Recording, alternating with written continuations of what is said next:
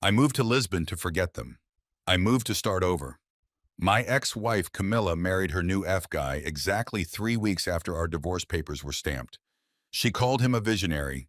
She called him a wealthy venture capitalist. My own son, Jamal, looked me in the eye and told me that he would be the best man at their wedding because he finally wanted a father figure who understood how to make real money. They thought I was finished.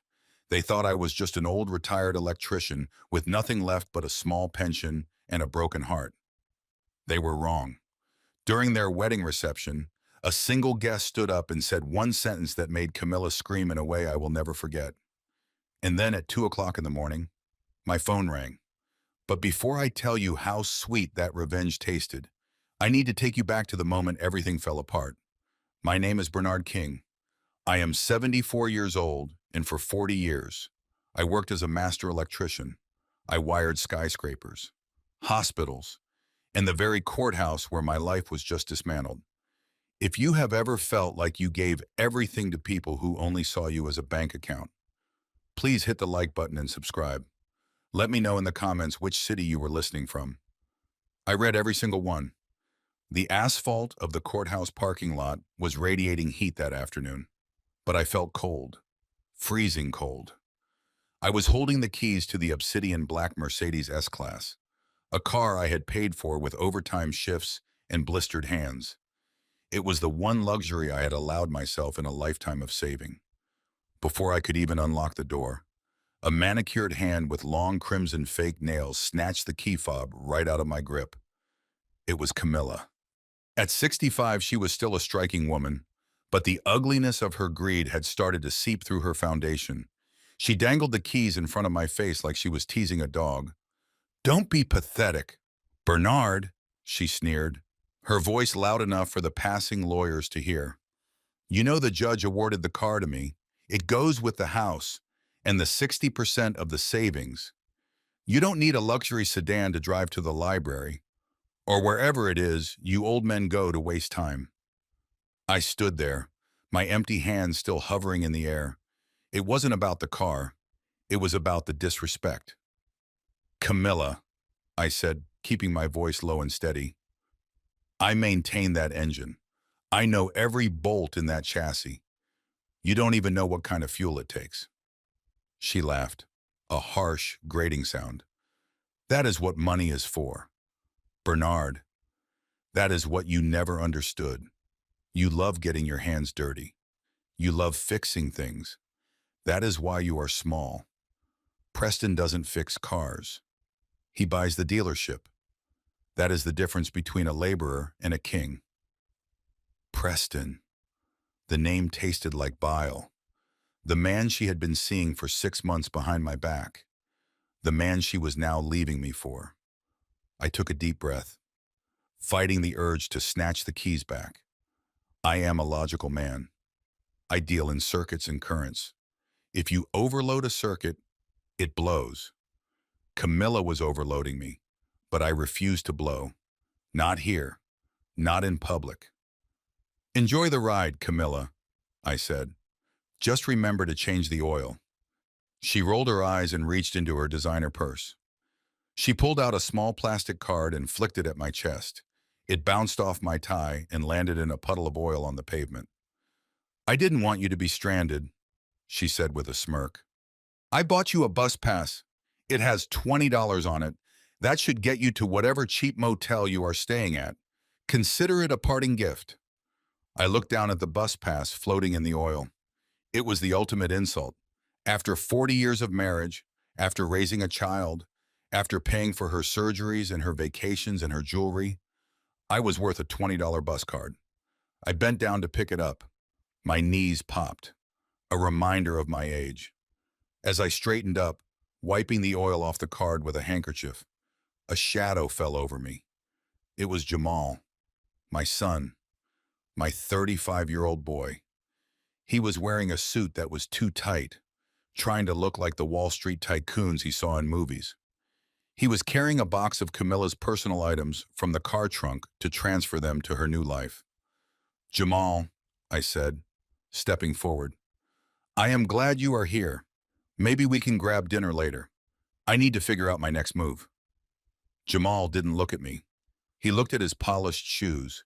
He shifted the box in his hands, avoiding my eyes. I can't, Dad, he mumbled. Preston is taking us to that new steakhouse downtown, the one where steaks cost $300. We are celebrating. Celebrating? I asked, feeling a crack in my composure. Celebrating the end of your parents' marriage? Jamal finally looked up, and what I saw in his eyes broke me more than the divorce decree. It was pity mixed with contempt. Look, Dad, let's be real, Jamal said, his voice gaining a sudden arrogant confidence. You had a good run. You worked hard, but the world has changed. You can't save your way to wealth anymore. Preston is going to teach me about leverage, about crypto, about venture capital. He paused, glancing at his mother, who was already sitting in the driver's seat of my Mercedes, revving the engine impatiently. You are a good guy, Dad, Jamal continued, twisting the knife. But you are small time. Preston is a wealthy man, a powerful man. He can open doors for me that you couldn't even unlock. You should be happy for Mom. She finally got the upgrade she deserves. Upgrade? My son called another man an upgrade to the father who taught him how to throw a baseball, who sat up with him when he had fevers, who paid for the college degree he was currently not using. I looked at Jamal. I saw the weakness in his chin, the hunger for easy money in his eyes. I realized then that I hadn't just lost a wife. I had lost a son long ago. I just hadn't noticed because I was too busy working to pay for the things they wanted. The horn honked. Jamal, let's go, Camilla yelled from the car. Don't waste your breath. He doesn't understand high finance. He thinks rich means having a savings account. Jamal gave me a quick, dismissive nod. Take care of yourself. Dad, don't do anything crazy. Maybe get a hobby. He turned his back on me. He walked to the Mercedes, opened the passenger door, and got in. He didn't look back. Not once. I watched as the car peeled out of the parking lot, leaving a trail of exhaust fumes. I stood there, alone, clutching the oily bus pass in one hand and my small suitcase in the other. Most men would have cried. Most men would have gone to a bar and drank themselves into a stupor. But I am not most men. I am a master electrician. When a system is corrupted, you don't mourn it. You disconnect it. You isolate the fault, and then you build a new circuit. I walked to the bus stop bench and sat down.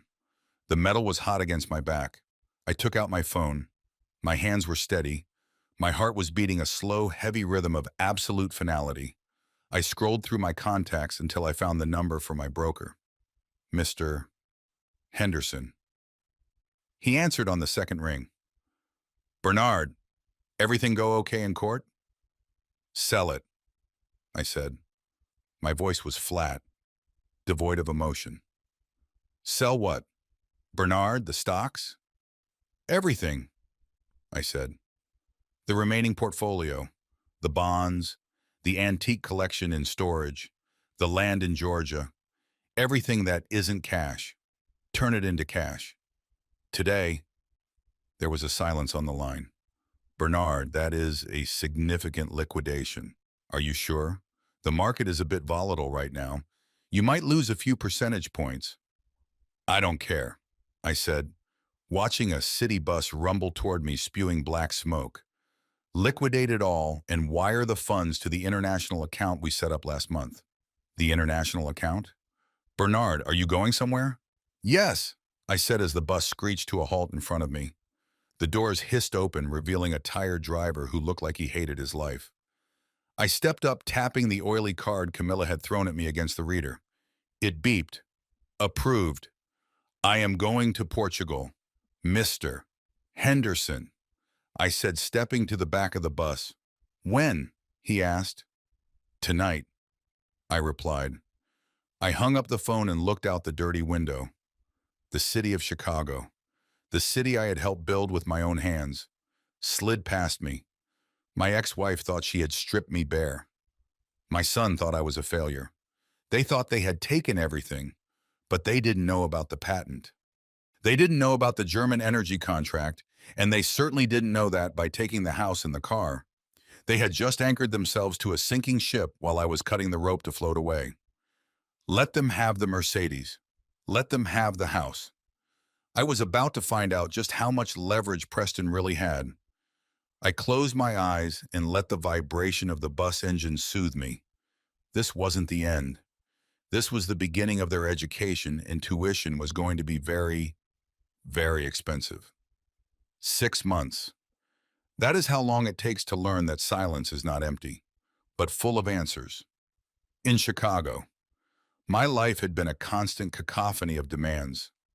Camilla wanting a new sunroom, Jamal needing bail money for a failed business venture, Tiffany complaining that our family dinners weren't Instagrammable enough. But here in Lisbon, on the terrace of an apartment that overlooks the Tagus River, the only sound was the distant chime of a tram and the seagulls circling the red tile roofs. I took a sip of my espresso. It was strong, dark, and simple, just the way I like it. My neighbors here think I am just a retired pensioner living on Social Security. They see an old man in a linen shirt and comfortable sandals walking to the market to buy fresh sardines. They treat me with a kindness I hadn't felt in decades. Bom dia, Senor Bernard. The baker says every morning. They don't know that the man buying a €2 loaf of bread holds the primary patent for the KV400 industrial circuit breaker. They don't know that every time a factory in Berlin powers up its assembly line or a hospital in Tokyo switches to emergency generators, a fraction of a cent is deposited into an account that Camilla never knew existed. She never asked about my work. To her, I was just a blue-collar worker with dirt under his fingernails. She didn't understand that electricity is a language, and I was one of the few people who knew how to write poetry in it. I had protected that patent not out of greed, but out of necessity. It was my safety net, and now it was my freedom. I placed my cup on the saucer, enjoying the warmth of the ceramic. I was finally breathing. My blood pressure was down. The phantom pains in my back were gone. I was ready to close the book on my past life completely. Then, my phone buzzed on the mosaic table. It was a jarring mechanical sound that seemed to slice through the Portuguese sunlight. I looked at the screen. The name flashing there was Jamal. My thumb hovered over the decline button. I had spoken Clear's throat to him only once since the incident in the parking lot. A brief text message to confirm I had landed safely. He hadn't replied.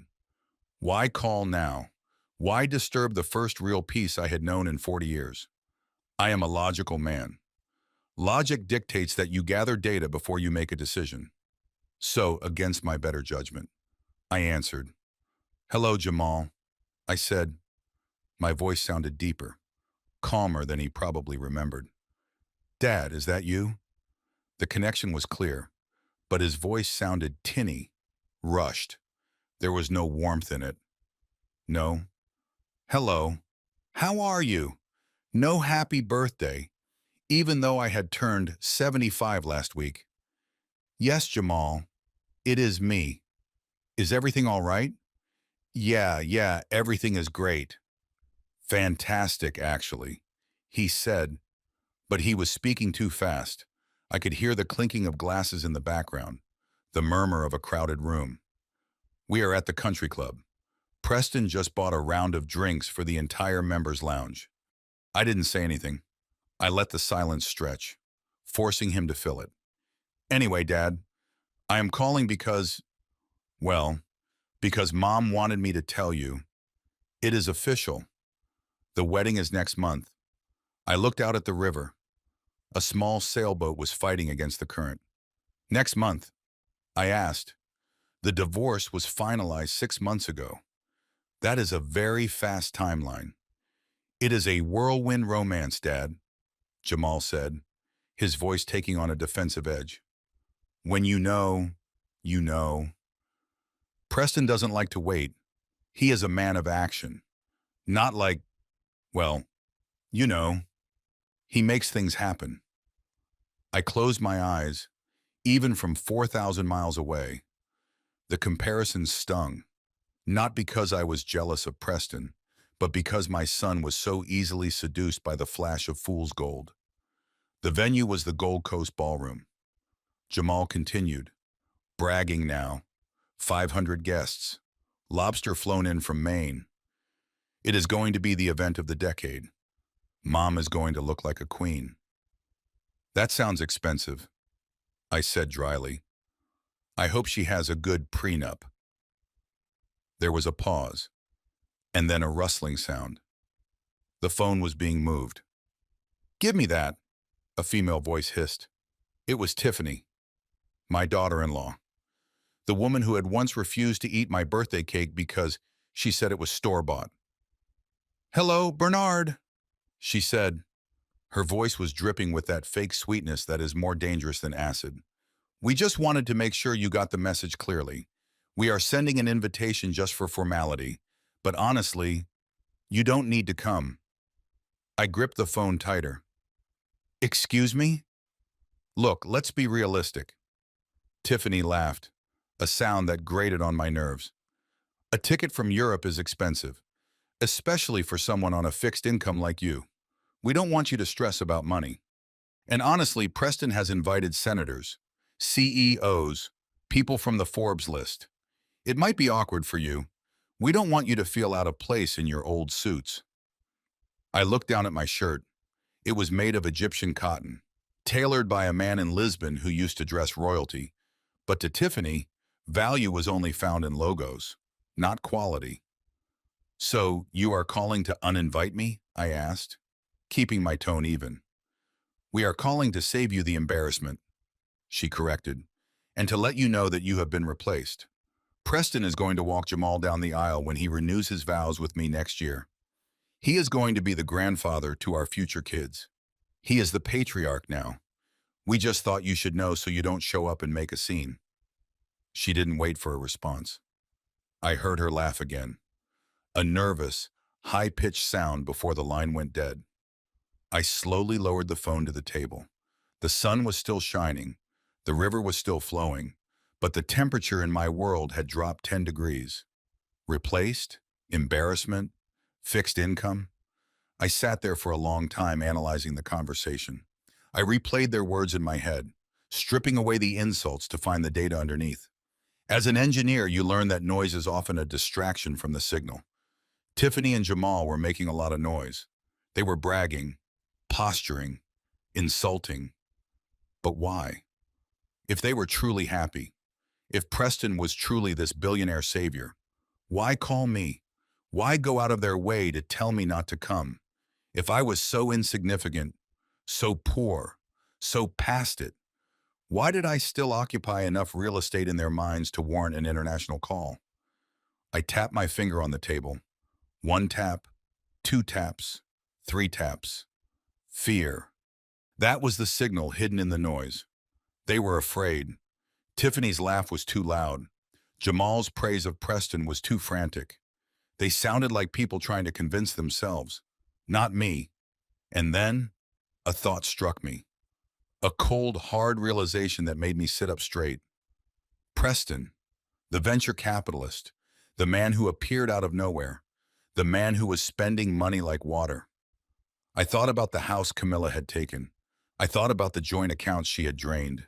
And then I remembered something else. A small, seemingly insignificant detail from the divorce proceedings. A safety deposit box at the downtown bank. It was in my name. But I had given Camilla access years ago. I had assumed she cleared it out along with everything else. But what if she hadn't? What if she couldn't? And more importantly, I remembered a clause in the property deed of our old house, a mechanic's lien I had placed on the property myself 20 years ago when I rewired the entire estate to industrial standards. It was a technicality, a way to protect the asset in case of a lawsuit against my business. I had never removed it. If Preston was trying to leverage the house for loans, if he was trying to refinance to pay for this event of the decade, that lien would pop up. It would require my signature to clear. But they hadn't asked for my signature, which meant one of two things. Either they didn't know about it yet, or they had forged it. I looked at my phone again. You don't need to come, Tiffany had said. We don't want you to make a scene. They weren't afraid of me being poor. They were afraid of me being present. I stood up. The peaceful retirement, the sardines, the afternoon naps, they would have to wait. There was a short circuit in the system, and it was threatening to burn down the only thing I still cared about, my name and my legacy. I couldn't let my son, as foolish as he was, destroy himself completely. Or maybe, just maybe, I needed to see the fire with my own eyes to believe it. I opened the airline app on my phone. Tiffany had worried about me affording a ticket. She thought I would be scraping pennies together. I scrolled past the economy seats. I scrolled past business class. I selected first-class suites for the flight to O'Hare tomorrow morning. I wasn't going back for the wedding cake. I was going back to inspect the wiring, because I had a feeling that this wealthy new life my ex-wife was building was wired to explode, and I wanted to be holding the remote control when it happened. One-way ticket, I whispered to the empty terrace. I went inside to pack. I chose my best suit, the charcoal gray one, the one that looked like armor. They wanted a ghost? They were about to get a haunting. Chicago O'Hare Airport has a specific smell. It smells of industrial cleaner, jet fuel, and anxiety. For 40 years, that smell meant work. It meant I was there to fix a blown transformer in Terminal 3 or troubleshoot the baggage claim conveyor belts that had jammed for the 100th time. But today, stepping off the plane from Lisbon, the smell was different. It smelled like a battlefield. I walked through the automatic doors of the International Arrivals Terminal, not as the hunched-over, exhausted man who had left 6 months ago, but as Bernard King, a man who had spent his mornings swimming in the Atlantic and his afternoons reading philosophy. My charcoal suit fit perfectly across my shoulders. I had lost 20 pounds of stress weight. My beard was trimmed sharp. I didn't look like a victim. I looked like a man who owned his own time. I was heading toward the taxi stand, pulling my leather carry-on bag, when a commotion near the VIP pickup area caught my attention. Usually, I would ignore it. Noise is just inefficiency escaping from a system. But then I heard a voice I knew better than my own heartbeat, a voice that used to whisper goodnight to me, but lately had only screamed about my inadequacy. Camilla. I stopped behind a concrete pillar, partially obscured by a group of tourists arguing over a map. I adjusted my sunglasses. I needed to see the enemy before the enemy saw me. There she was, my ex-wife. She was standing on the curb, surrounded by 3 large suitcases that looked brand new. She was wearing a white fur coat, even though it was only October. She looked frantic, constantly checking her reflection in a compact mirror, smoothing her hair, adjusting her diamond earrings. She looked like a woman trying very hard to convince the world she was happy. And then, the cavalcade arrived. It wasn't just one car, it was a production. 3 black SUVs flanked a gleaming silver Bentley Flying Spur. The cars screeched to a halt with a dramatic flair that was entirely unnecessary for an airport pickup. A driver in a uniform jumped out to open the back door of the Bentley, and out stepped Preston. He looked exactly like his photos on social media. Too much tan, teeth that were blindingly white, and a suit that cost more than my first house. He threw his arms open wide, playing to an audience of nobody. "My queen!" he bellowed. His voice boomed, echoing off the concrete overhang. Chicago is not the same without its brightest star. Camilla squealed like a teenager and ran into his arms. I watched them embrace. It looked rehearsed. It looked like a scene from a soap opera that had been canceled due to bad acting. Jamal was there too, getting out of one of the SUVs, high-fiving the drivers, acting like he was part of a presidential motorcade. Most people walking by stopped to stare. They whispered to each other. "Who is that? Is that a movie star? Is that a billionaire?" I stared too, but I wasn't looking at the fur coat or the white teeth. I was looking at the car. Specifically, I was looking at the rear bumper of the silver Bentley. To the untrained eye, it was a symbol of unlimited wealth, a $200,000 machine. But I am not an untrained eye. I am a master electrician who spent 40 years servicing the garages of Chicago's elite and Chicago's pretenders. My eyes locked onto the license plate frame. It was discreet, black chrome, but I saw the logo etched into the bottom corner, a small stylized crown with the letters EE, Empire Exotics. A cold smirk touched my lips. Empire Exotics wasn't a dealership. It was a high-end rental agency on the South Side. I knew them well because I had rewired their security system 3 years ago after they had a series of thefts. I knew their inventory, I knew their rates, and I knew that they specialized in renting luxury vehicles to music video producers and influencers who needed to look rich for exactly 24 hours. Real billionaires don't rent cars with rental agency frames. Real billionaires have drivers who own the cars, or they have private plates. Preston Sterling, the venture capitalist who was supposedly reshaping the economy, was picking up his bride in a rental that cost $1,200 a day. I watched as the driver loaded Camilla's bags. I noticed the trunk didn't close automatically.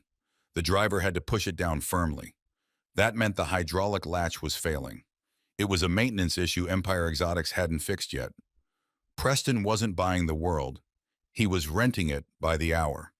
As they peeled away, tires chirping, leaving a cloud of exhaust, I finally moved.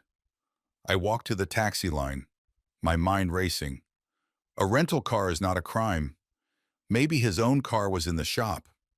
Maybe he liked the variety. But coupled with Jamal's desperate phone call, it was a red flag the size of a billboard. Driver, I said as I slid into the back of a yellow cab. Take me to First National Bank on Dearborn Street. I didn't go to my hotel. I didn't go to get food. I went straight to the money. First National was a cathedral of marble and brass. It was where I had banked for 30 years. It was where I had deposited my first paycheck as an apprentice. It was where I had signed the mortgage for the house that Camilla now called her own. I walked in, the cool air conditioning hitting my face. The security guard, old Mike, looked up from his desk. His eyes widened when he saw me. Mr. King, is that you? You look different. You look 10 years younger. Man, travel agrees with me. Mike, I said, shaking his hand. Is Arthur in? Mr. Henderson? Yeah, he is in his office. Go on back. He has been asking about you. I knocked on the heavy oak door of the branch manager's office. Arthur Henderson, a man I had known since we played high school football together, looked up from his computer. He dropped his pen. Bernard, he exclaimed, coming around the desk to hug me. I thought you were gone for good. You look like you just bought the sun. I sat down in the leather chair opposite him. I didn't waste time with small talk. I'm an engineer. I identify the fault and I fix it. Arthur, I need to see my file and I need to ask you a question about the property. Arthur's smile faded. He sat back down, his expression shifting from friendly to professional and then to something that looked like concern. He tapped a few keys on his keyboard. I assume this is about the recent activity. Arthur asked quietly. What activity? I asked.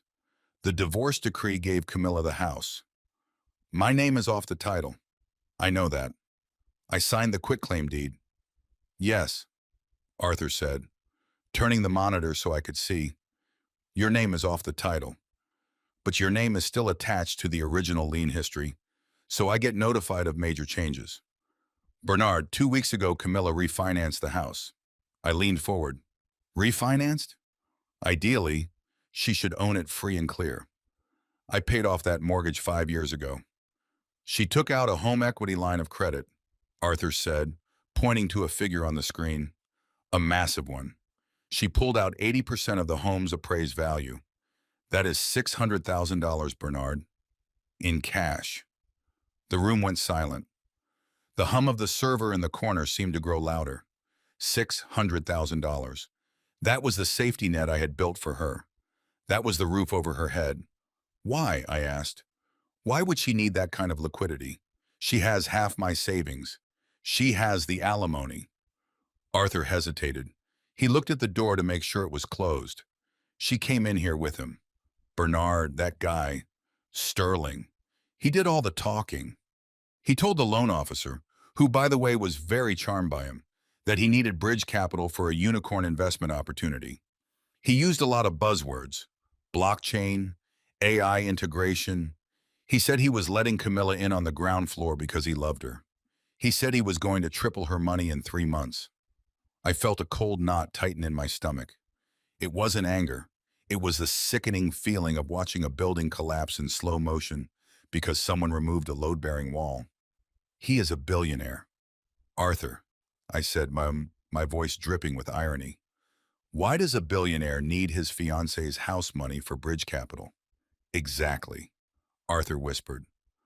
We ran a soft check on him. Just standard procedure. Bernard, the man is a ghost. He has credit cards. Sure, he has an LLC registered in Delaware, but he doesn't bank with any of the majors in Chicago.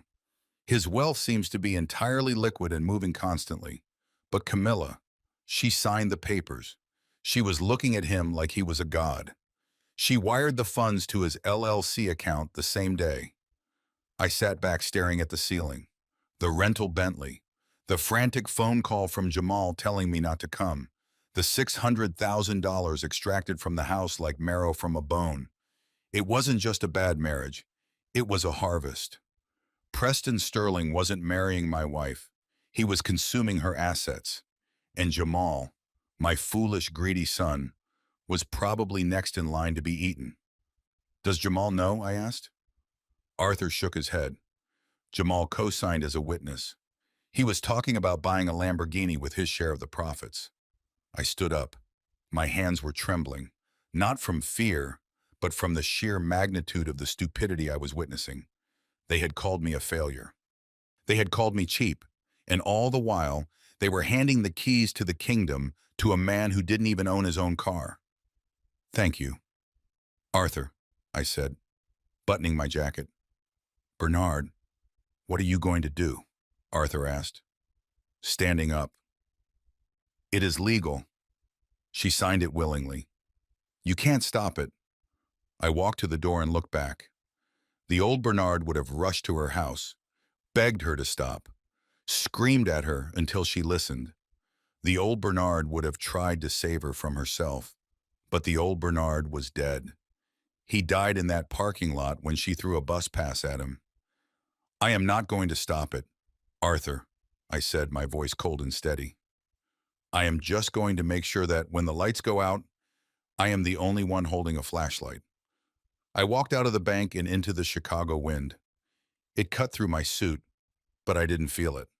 I had a wedding to prepare for, and I needed to make sure I had a front row seat when the check finally came due. My phone buzzed in my pocket. A text from Tiffany. Reminder, the rehearsal dinner is for wedding party only. Don't embarrass us by showing up. I looked at the message and typed a reply. Understood. I will just be a spectator. I hit send. A spectator. Yes, that is exactly what I would be. A spectator at an execution. But first, I had one more stop to make. I needed to visit the one place Preston Sterling would never expect me to go. I needed to visit the rental car agency. Because if I knew Empire Exotics, they kept detailed records of who drove their cars, and more importantly, whose credit card was actually on file. I raised my hand for a taxi. The game had just changed. They were playing checkers with money they didn't have. I was about to play chess with the truth. And the truth, as I have learned in 74 years of life, is the only thing that never devalues. The Gilded Horn is the kind of restaurant where the lighting is intentionally dim. The menus have no prices, and the waiters look down on you if you ask what the soup of the day is.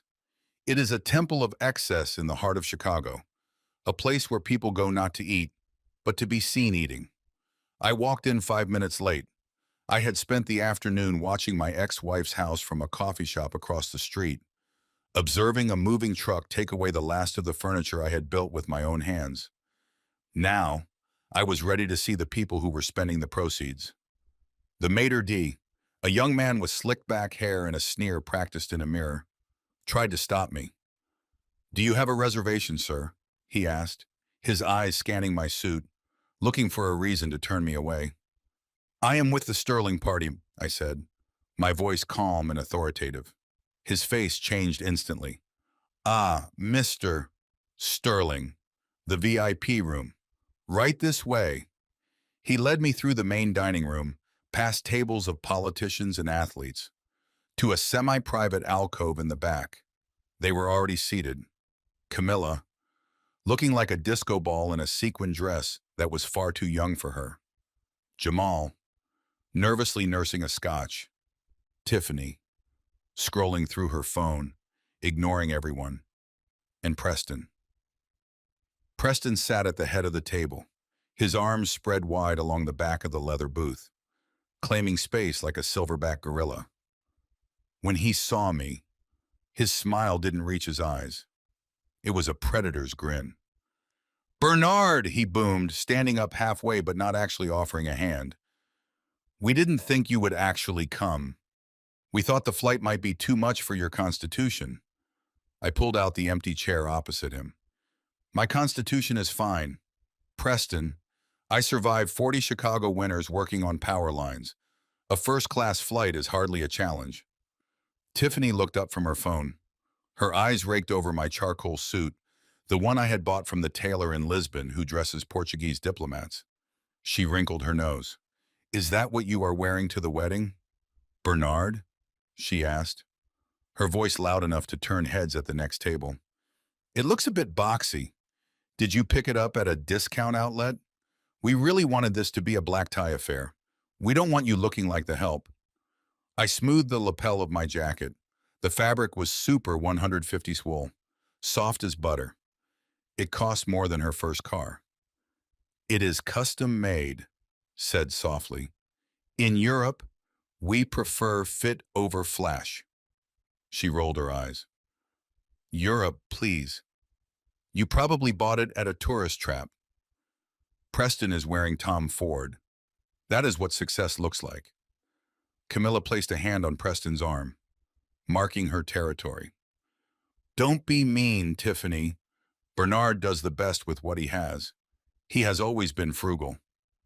Preston chuckled. "Let's get the man a drink. Waiter." A sommelier appeared instantly holding a leather-bound wine list. "Bring us the Chateau Margaux 1996. Preston commanded without even looking at the list. "And bring a tasting glass for my friend here." He pointed a thick finger at me. "Bernard, I want you to taste this. You probably drink that box stuff, right? Or maybe beer. This will educate your palate. It is a $2,000 bottle. Try not to gulp it." The table went silent. Jamal looked down at his plate. He knew I didn't drink boxed wine. He knew I had built a small wine cellar in our basement years ago before Camilla turned it into a shoe closet. The sommelier poured a small amount of the dark red liquid into a glass and placed it in front of me. Preston watched me with amusement, waiting for me to be overwhelmed, to be grateful for his charity. I picked up the glass. I swirled it gently. I held it to the light. The color was slightly off, a bit too brown at the edges for a 96. I took a sniff. "Corkum," I thought. The wine was corked. It had turned. It smelled like wet cardboard and vinegar. I looked at Preston. He was beaming, expecting me to praise him. "Well," he asked, "what do you think? Can you taste the oak? The history?" I set the glass down. "It is certainly distinct." I said diplomatically, "It has a very pungent aroma. I think it suits you perfectly." Preston, he didn't catch the insult. He laughed and clapped his hands. "Pour it for everyone. We are celebrating." "Celebrating what?" I asked. Preston leaned forward, his elbows on the table. "The future. Bernard, my future. Our future. I just closed a seed round for my tech startup. We are going to revolutionize the way people buy groceries on the blockchain. Jamal here is going to be my vice president of operations." I looked at my son. "Jamal, you are leaving your job at the logistics firm? That is a union job with benefits." Jamal finally looked at me. His eyes were defiant, but his hands were shaking. Dad, stop living in the past. Unions are for old people. Preston is giving me equity, stock options. When the company goes public in 2 years, I will be worth $10 million. And what is your salary until then? I asked. Jamal hesitated. We are taking a nominal salary to maximize growth. But Preston is covering my expenses. He is taking care of us. I looked at Camilla. She was nodding vigorously. He is so generous. Bernard. He paid off Jamal's student loans last week. Did you see the receipt? I asked her. Or did he just tell you he did it? Bernard, Camilla snapped. Why do you always have to be so negative? Why can't you just be happy that our son finally has a father figure who knows how to win? The words hung in the air like smoke. A father figure. Jamal cleared his throat. He reached into his jacket pocket and pulled out a small velvet box. He didn't open it. He just held it. Actually, Dad, there is something I need to tell you, Jamal said. Go on, son. Preston encouraged him, leaning back and taking a sip of the spoiled wine. He grimaced slightly, but didn't say anything. Too proud to admit he had ordered vinegar. Jamal took a deep breath. Dad, about the wedding. We talked about it, and well, usually the father of the groom stands next to the groom. But what? I asked, my voice dropping to a whisper. But Preston is the one who made this wedding possible, Jamal said, the words rushing out. He paid for the venue. He paid for the honeymoon. He has been more of a father to me in 6 months than you were in 30 years. You taught me how to save pennies. He taught me how to make millions. Jamal looked at Preston, seeking approval. So, Jamal continued, I asked Preston to be my best man and to stand in the father's place during the ceremony. He will give the toast. He will sign the registry. And where do I stand? I asked. Tiffany chimed in, smiling cruelly. You are a guest. Bernard, we have a table for you near the back, next to Great Aunt Martha. You know, the deaf one. We didn't want you to feel pressured to make a speech. We know you aren't very articulate. I looked at the four of them. My ex-wife, who sold our memories for a rental car ride. My daughter-in-law, who measured human worth in Instagram likes. My son, who was trading his dignity for stock options in a company that didn't exist. And Preston, the conductor of this train wreck, drinking rotten wine and thinking it was nectar. I felt a strange sensation in my chest. It wasn't pain, it was relief. The final tether had been cut. I was free. I stood up slowly. I buttoned my jacket. I understand, I said. Preston laughed. No hard feelings, old sport.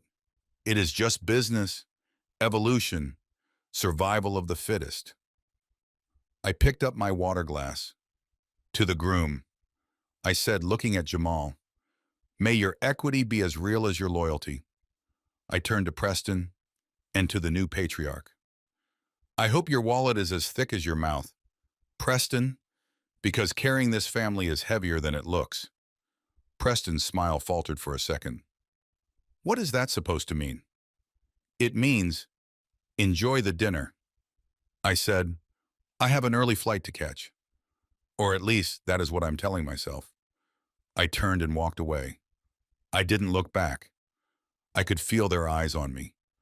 I could hear Tiffany whispering, God, he is so bitter. I walked past the open kitchen, past the wine cellar, and stopped at the host stand near the front door. I waited. I wasn't leaving just yet. I pretended to check my coat, lingering in the shadows of the foyer. Through the glass partition, I watched the waiter approach their table with the bill. It was a black leather folder. Preston snatched it up with a flourish, not even checking the total. He pulled out a black metal credit card and tossed it onto the tray like a throwing star. I counted the seconds. 1, 2, 3. The waiter walked to the terminal at the side station. He swiped the card. He frowned. He wiped the strip on his apron and swiped it again. He tapped the screen. He walked back to the table. He leaned down and whispered something to Preston. Preston laughed loudly, waving his hand. He said something that looked like, "Try it again." The waiter went back, swiped again. Then he picked up the phone next to the register. He spoke for a moment, then hung up. He walked back to the table, this time without the folder. I saw Preston's face change.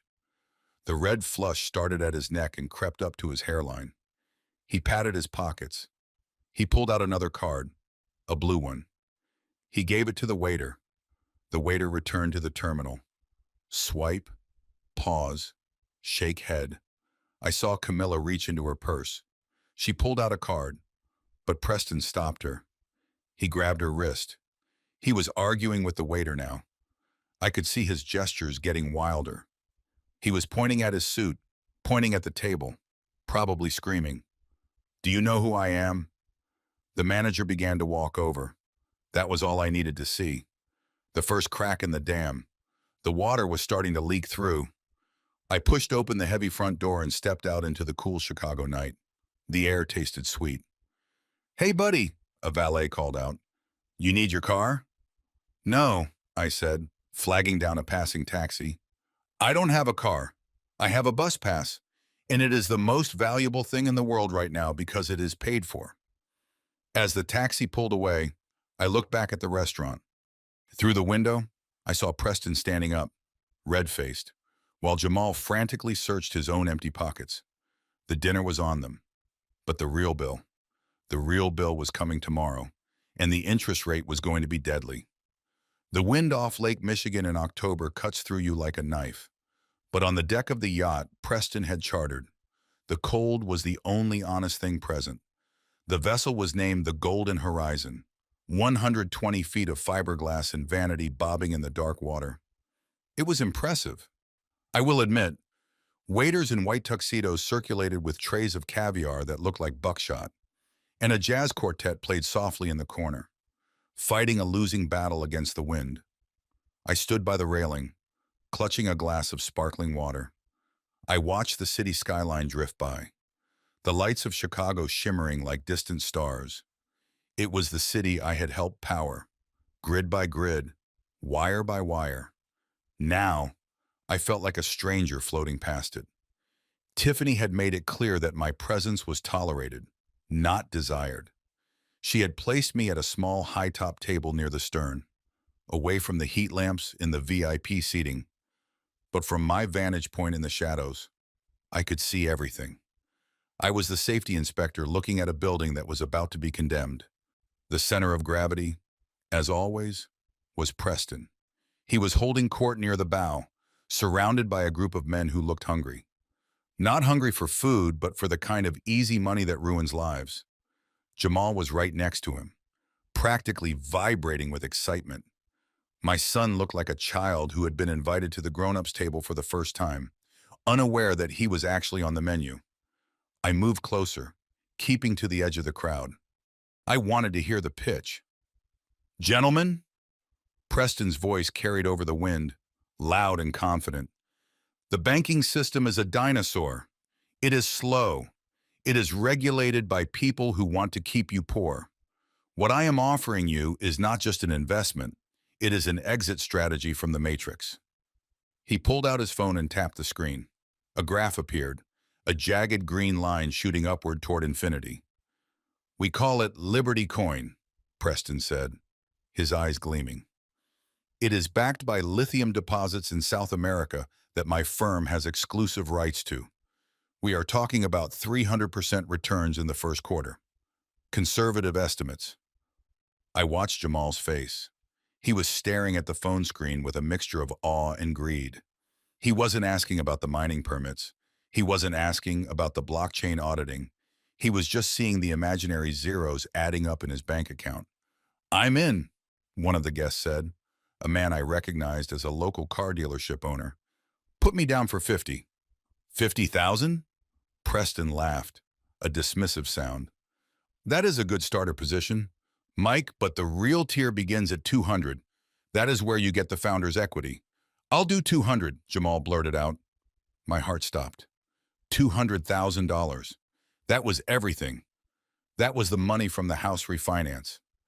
That was the money Camilla needed to live on when this house of cards collapsed. Preston clapped a hand on Jamal's shoulder, squeezing it tight. That is my boy. That is vision. You see, gentlemen, this young man understands the future. He is not afraid to pull the trigger. I wanted to step in. I wanted to grab Jamal by the lapels and shake him until his teeth rattled. I wanted to scream that lithium rights are public record, and if Preston really had them, he wouldn't be pitching to car dealers on a rental boat in Chicago. He would be on Wall Street. But I knew Jamal wouldn't listen. He was drunk on the proximity to power. To intervene now would only make me the villain in their success story. Then, the sliding glass doors of the main cabin opened, and Camilla stepped out. If Preston was the king of this delusion, Camilla was the queen. She was wearing a silver gown that hugged curves she had maintained with expensive surgeries. But what caught the light wasn't the dress. It was the necklace. It was a cascading waterfall of diamonds wrapping around her neck and dripping down toward her chest. It was massive, ostentatious. It had to be 50 carats comfortably. Preston left the circle of men and walked over to her, taking her hand and kissing it. And here is the inspiration for it all, men, he announced. My beautiful bride, wearing the Sterling family diamonds. These stones have been in my vault for generations. The crowd oohed and awed. Tiffany rushed over, snapping photos with her phone, the flash blinding in the dark. Oh my God, Camilla, you look like royalty, Tiffany squealed. Those are insane. Camilla touched the stones at her throat, her face flushed with pride. She looked at me, spotting me in the shadows. She lifted her chin, a gesture of pure defiance. See what I have? Her eyes said. See what you could never give me. I took a step closer. The engineer in me took over. I have a habit, a compulsion really, to understand how things are made. Years ago, for our 30th anniversary, I had saved for 3 years to buy Camilla a sapphire pendant. It wasn't huge, but it was flawless. I had spent weeks with a gemologist learning about clarity, cut, and the refractive index. I learned how light behaves when it enters a dense stone. I learned that a real diamond has a very specific way of breaking light. It handles light with dignity. It flashes gray and white with subtle fires of orange or blue. I narrowed my eyes, focusing on the necklace as Camilla moved under the deck lights. The stones were flashing, but they were flashing too much. They were throwing out a disco ball effect. Reds, greens, purples. It was a chaotic explosion of color. That is known as double refraction. Diamonds are singly refractive. They don't split light like that. Moissanite does. Cubic zirconia does. High-end lead glass does. I felt a cold smile touch my lips. The Sterling family diamonds. Stones that had been in his vault for generations. It was a lie. A physical, provable lie hanging right around my ex-wife's neck. If the diamonds were fake, the lithium mines were fake, the coin was fake, the man was fake. I looked at Preston. He was basking in the adoration, his arm around Camilla's waist. He looked invincible, but I saw the sweat on his upper lip despite the freezing wind. I saw the way his eyes darted around the perimeter, constantly scanning, constantly checking. He wasn't a billionaire relaxing on his yacht. He was a fugitive hiding in plain sight. I reached into my pocket and pulled out my phone. I didn't raise it high. I held it at chest level, pretending to check a message. Hey, Preston, I called out, my voice cutting through the chatter. He looked over, annoyed at the interruption. What is it? Bernard? I just wanted to say, I continued, stepping into the light. That is a magnificent setting. It reminds me of the pieces they sell on the Miracle Mile. Preston stiffened. His smile froze. For a split second, the mask slipped. He knew that I knew. He saw the calculation in my eyes. Thank you, Bernard, he said curtly. Now, if you will excuse us. He turned Camilla away, shielding her from me, shielding the lie from the only person on the boat who knew how to use a jeweler's loop. But it was too late. I had the shot. I looked down at my screen. The image was crisp. Preston's face was illuminated by the deck lights, clear as day. I opened my encrypted messaging app. I scrolled down to a contact saved as Frank, snorts the shark. Frank was an old friend from the neighborhood. We used to play chess in the park on Sundays. Frank was also a senior fraud investigator for one of the largest insurance underwriters in the Midwest. He spent his days hunting down people who faked their own deaths or burned down their own warehouses. He had a database that the FBI would be jealous of. I attached the photo. I typed a simple message. Frank, do me a favor. Run facial recognition on this guy. Goes by Preston Sterling. Claims to be VC. I think he is wearing glass and selling fog. Let me know what hits. I pressed send. The little circle spun for a second, then turned into a check mark. Sent. I looked up. Jamal was shaking hands with Preston, sealing the deal on the $200,000 investment. Camilla was laughing, touching her fake diamonds, oblivious to the fact that she was wearing a symbol of her own bankruptcy. I finished my sparkling water. It tasted flat. I had done my part. I had gathered the data. Now, I just had to wait for the lab results. As I walked toward the gangplank to leave the party early, Tiffany blocked my path. She had a glass of champagne in her hand and a smirk on her face. Leaving so soon? Bernard? She asked. It must be hard seeing what a real provider looks like. I looked at her. I looked at the yacht that wasn't theirs. I looked at the jewelry that wasn't real, and I looked at the son I had lost to this illusion. It is educational. Tiffany, I said quietly, I am learning a lot tonight. About what? Being second best? No, I said, stepping around her. About the cost of tuition. I walked down the ramp onto the solid concrete of the dock. The ground beneath my feet felt good, stable, real. Behind me, the yacht party continued, a floating bubble of lies drifting on a dark, cold lake. My phone buzzed in my pocket, a reply from Frank. On it. Give me 24 hours. If he is who I think he is, you might want to stay clear of the blast radius. I buttoned my coat against the wind. I wasn't going to stay clear. I was going to be right in the center of it, because when this bomb went off, I needed to make sure the debris didn't bury the only thing I had left to save, my own dignity. The countdown had begun. It was 11 o'clock at night when the knock came. It wasn't a polite tap.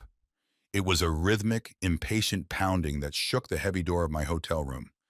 I had been sitting in the armchair by the window, reading a report on industrial surplus value, trying to distract myself from the image of my ex-wife wearing a necklace made of glass. I knew who was at the door before I even opened it. There is a specific cadence to desperation, and my son Jamal had been broadcasting it for 2 days. I opened the door. Jamal stood in the hallway, bathed in the yellow fluorescent light. He looked terrible. His tie was loosened, hanging askew like a noose he had failed to tighten properly. His eyes were bloodshot, and there was a sheen of sweat on his forehead despite the air-conditioned chill of the hotel. He didn't say hello. He didn't ask if I was busy. He simply pushed past me into the room, bringing with him the smell of stale scotch and expensive cologne. I closed the door gently. I watched him pace the small, carpeted area between the bed and the desk. He was vibrating with nervous energy, his hands opening and closing into fists. Do you want some water? Jamal, I asked, keeping my voice low. You look dehydrated. I don't need your water. Dad, he snapped, spinning around to face me. I need you to be reasonable. For once in your life, I need you to stop being a roadblock and start being a team player. I walked over to the minibar and poured a glass of water anyway. I placed it on the desk. I am always reasonable. I said, that is why I am an engineer. Reason is what keeps buildings from falling down. What is the emergency? Son? Jamal reached into the inner pocket of his jacket. He pulled out a document folded into thirds. It looked like it had been handled roughly. He smoothed it out on the desk, his movements jerky and uncoordinated. "It's the trust," he said. "The education fund you set up for the grandkids." I looked at the paper. It was the deed to the King Family Trust. It wasn't a fortune. It was $50,000 that I had scraped together over 20 years. Every time I worked a holiday, every time I took a double shift in a freezing basement, I put $100 into that account. It was meant to ensure that if Jamal ever had children, they wouldn't have to start at zero like I did. "What about it?" I asked. "It is sitting in a conservative bond index. It is safe." "That is the problem," Jamal shouted, throwing his hands up. "It is safe. It is stagnant. It is making 3% a year. Dad, 3%. Inflation is eating it alive." "And let me guess," I said, leaning against the wall. "Preston has a better idea?" Jamal's eyes lit up with that fanatical gleam I had seen on the yacht. "Yes." Preston looked at the portfolio. He laughed. "Dad," he actually laughed. He said it was money under a mattress. He wants to move it into his liquidity pool. He can guarantee 15% monthly returns. He wants to manage it for us, for free, because he cares about the family legacy. I felt a sharp pain in my chest. It wasn't a heart attack. It was the heartbreak of realizing that my son wasn't just a victim. He was a willing accomplice to his own destruction. He was willing to take the only pure thing I had created, a safety net for unborn children, and feed it to a wolf. "So you were here to get me to sign over the trustee rights?" I asked. "I am here to get you to sign the release," Jamal corrected. "Preston needs full authorization to move the principal. Tonight, the market opens in Tokyo in 3 hours, and he wants to position the capital before the morning bell. And if I refuse," I asked. Jamal stopped pacing. He looked at me, and for the first time, I saw something truly dark in his face. It was the look of a man who had burned so many bridges. He had no choice but to jump into the fire. "Don't make this ugly." "Dad," he said, his voice dropping to a menace. "Preston has lawyers, powerful lawyers. If you claim to be managing this money, but you are mismanaging it by letting it stagnate, that is a breach of fiduciary duty. We can sue you. We can have you declared incompetent." Preston said he could have a competency hearing scheduled by Monday. "Do you want to spend your retirement fighting a legal battle you can't afford?" I stared at him. My own son was threatening to declare me senile. He was threatening to drag me through the mud, to destroy my reputation, all to get his hands on $50,000 to give to a con artist. I realized then that the boy I raised was gone. The boy who used to cry when he scraped his knee. The boy who used to help me carry my toolbox. He had been consumed. What stood before me was a hollow shell filled with another man's lies. "You would do that?" I asked softly. "You would sue your own father?" Jamal flinched just for a second, but then the greed took over again. "I am doing what is best for the family," he said, reciting the script. "I am maximizing our assets. Just sign the paper." "Dad, don't be a dinosaur." I walked over to the desk. I looked at the document. It was a standard transfer of trusteeship. It gave Jamal full control over the principal amount effective immediately. If I signed this as it was, the money would be gone by morning. Preston would drain it, use it to pay off the catering bill or the yacht rental, and my grandchildren would be left with nothing. But if I didn't sign, Jamal would cause a scene. He would drag this out. He would scream and threaten. And honestly, I was tired. I was so incredibly tired of fighting a war against people who were determined to surrender. But I am a master electrician. When you can't stop the current, you divert it. You install a breaker. "Okay," I said. I picked up a pen from the hotel desk.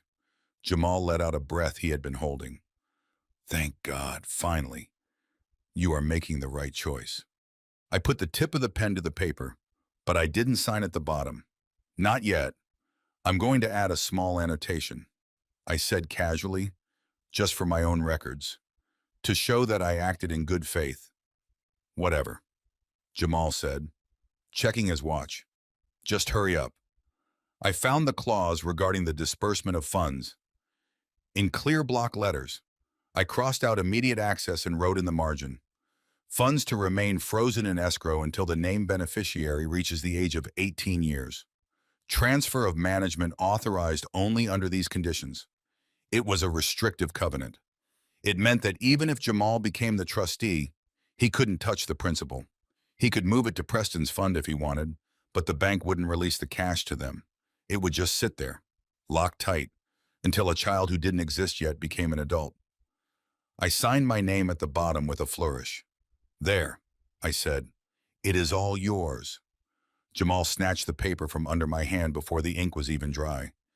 He didn't read it. He didn't even look at the paragraph I had altered. He just saw the signature at the bottom. That was all he cared about. The victory. About time, he muttered, folding the paper and shoving it back into his pocket. Preston is going to be pleased. This shows commitment. He turned to the door. He didn't say thank you. He didn't say goodbye. He had what he wanted. Jamal, I said. He stopped, his hand on the doorknob. What? I hope you read the fine print on everything Preston gives you, I said, because the devil is always in the details. He scoffed. Preston doesn't have fine print. He operates on a handshake. That is how real business is done. He opened the door and walked out, slamming it behind him. I stood alone in the silence of the hotel room. I walked over to the window and looked down at the street. I watched as my son ran out of the hotel entrance, jumped into a waiting cab, and sped off into the night. He was rushing to deliver a locked box to a thief who didn't have the key. I felt a profound sense of sadness, but no regret. I had saved the money. I had protected the future, but I had lost the present. My son was gone. He was driving toward a cliff, pressing the accelerator to the floor, convinced he was learning how to fly. I went back to the armchair and picked up my report. The dossier from Frank was waiting. I turned the page. Attached was a photocopy of a police report from Florida, dated 3 years ago. The mugshot was grainy, but the face was unmistakable. It wasn't Preston Sterling. It was Pete Stalinsky, arrested for selling fake timeshares to retirees. I looked at the date of the wedding, 2 days away. I took a sip of the water I had poured for Jamal. It was cool and clean. Sleep well, son, I whispered to the empty room. You are going to need your rest, because when you wake up, the nightmare is going to be very, very real. The Gold Coast ballroom had been transformed into a botanical garden. It was a spectacle of excess that bordered on the obscene. Thousands of white orchids, likely flown in from Thailand that very morning, hung from the ceiling in cascading waterfalls. The scent was so thick, it felt like walking into a perfume factory. A 20-piece symphony orchestra sat on a raised platform, playing Mozart with a precision that cost $500 an hour per musician. Everything about the room screamed wealth. Everything about it was designed to say, look at us, look at how much we have, look at how far we have risen. But I am an engineer. I don't look at the decoration. I look at the structure. I looked at the floor and saw that the heavy floral arrangements were blocking the fire exits. I looked at the lighting rig and saw that the cables were taped down haphazardly, a lawsuit waiting to happen. And I looked at the people, my family, and saw a foundation that was already crumbling into dust. I stood at the entrance, holding my invitation. A young usher with a clipboard looked at my name, then looked at me, then looked down at his list again. He hesitated, his face flushed with secondhand embarrassment. Mr. King, he said softly. Right this way. He didn't lead me to the front, where the family usually sits.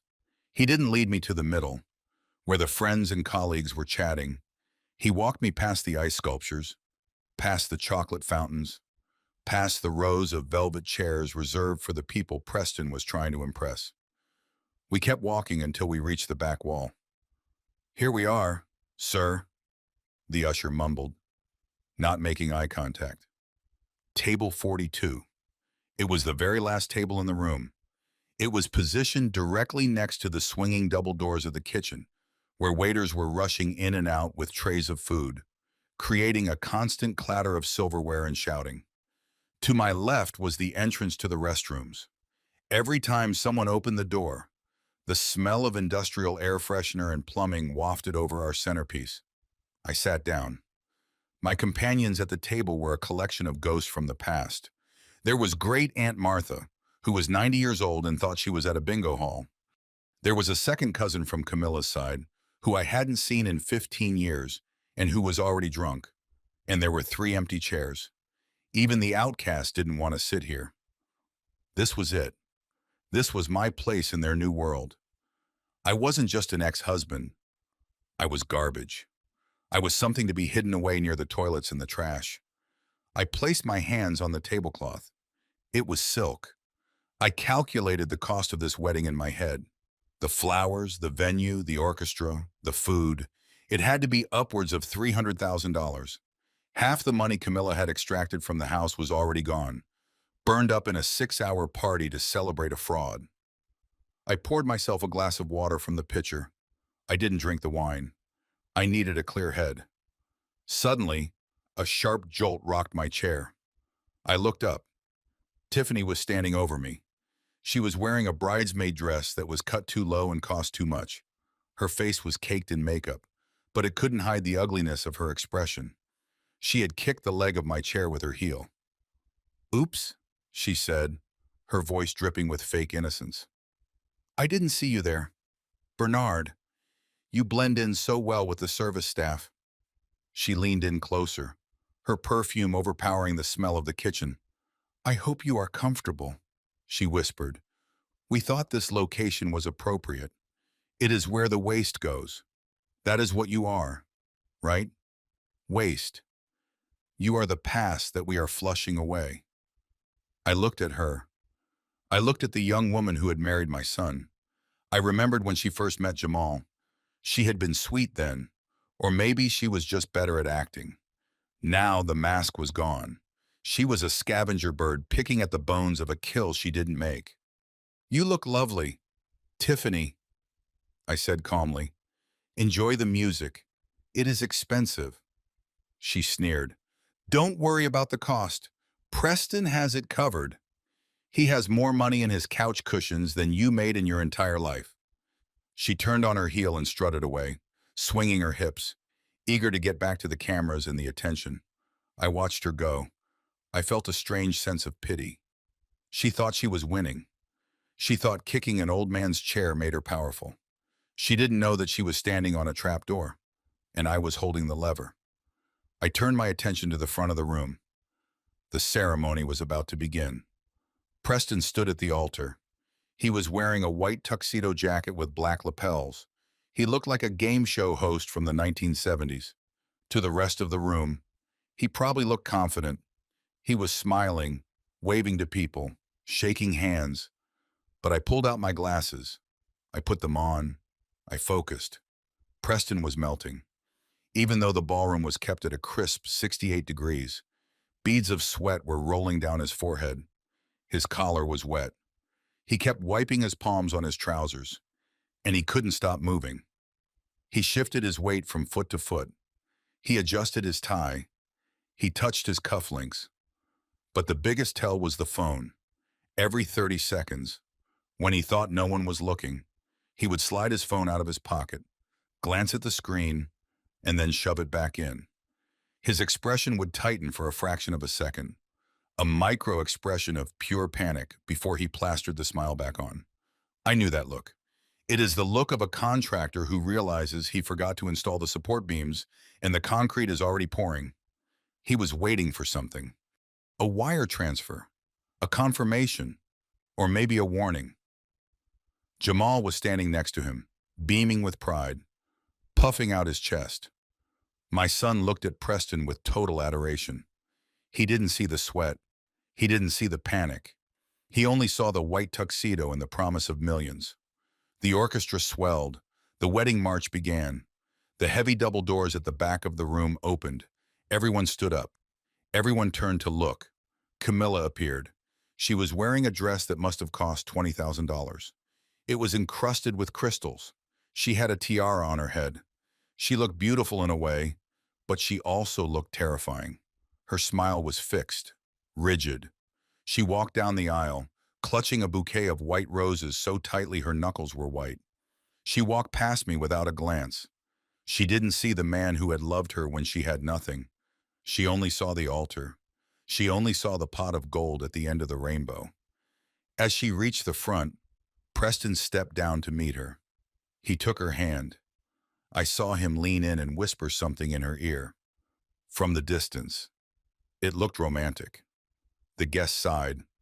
Aunt Martha next to me clapped her hands and said, "Oh, true love." But I read lips. I have had to communicate with crew members across noisy construction sites for 40 years. I watched Preston's mouth move. He didn't say, "You look beautiful." He didn't say, "I love you." He said, "Did the wire clear yet?" Camilla's smile didn't waver, but her eyes widened slightly. She whispered back, "I don't know. I gave you the confirmation code." Preston nodded, a jerky, nervous motion. He patted her hand, but his eyes went back to his pocket, back to the phone hidden in his jacket. I sat back in my chair. The puzzle pieces were locking into place. The rental car, the fake diamonds, the desperate need for cash, and now the panic at the altar. Preston wasn't just a con man. He was a desperate con man. He was running a Ponzi scheme that was collapsing in real time. He needed Camilla's money not to invest, but to pay off someone else. Maybe the venue, maybe the caterers, or maybe a shark more dangerous than a loan officer. I looked around the room at the 500 guests, senators, business owners, my own family.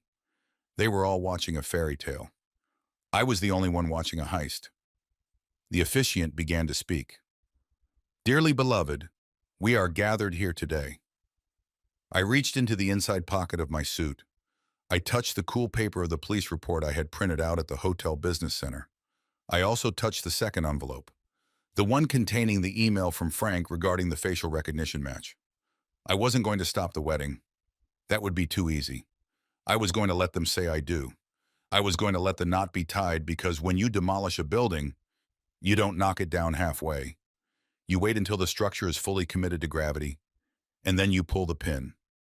I took a sip of water. It was warm. "Go ahead, Preston." I thought, "Say the vows. Promise to love and to cherish. Because the only thing you are going to be cherishing tonight is the right to remain silent."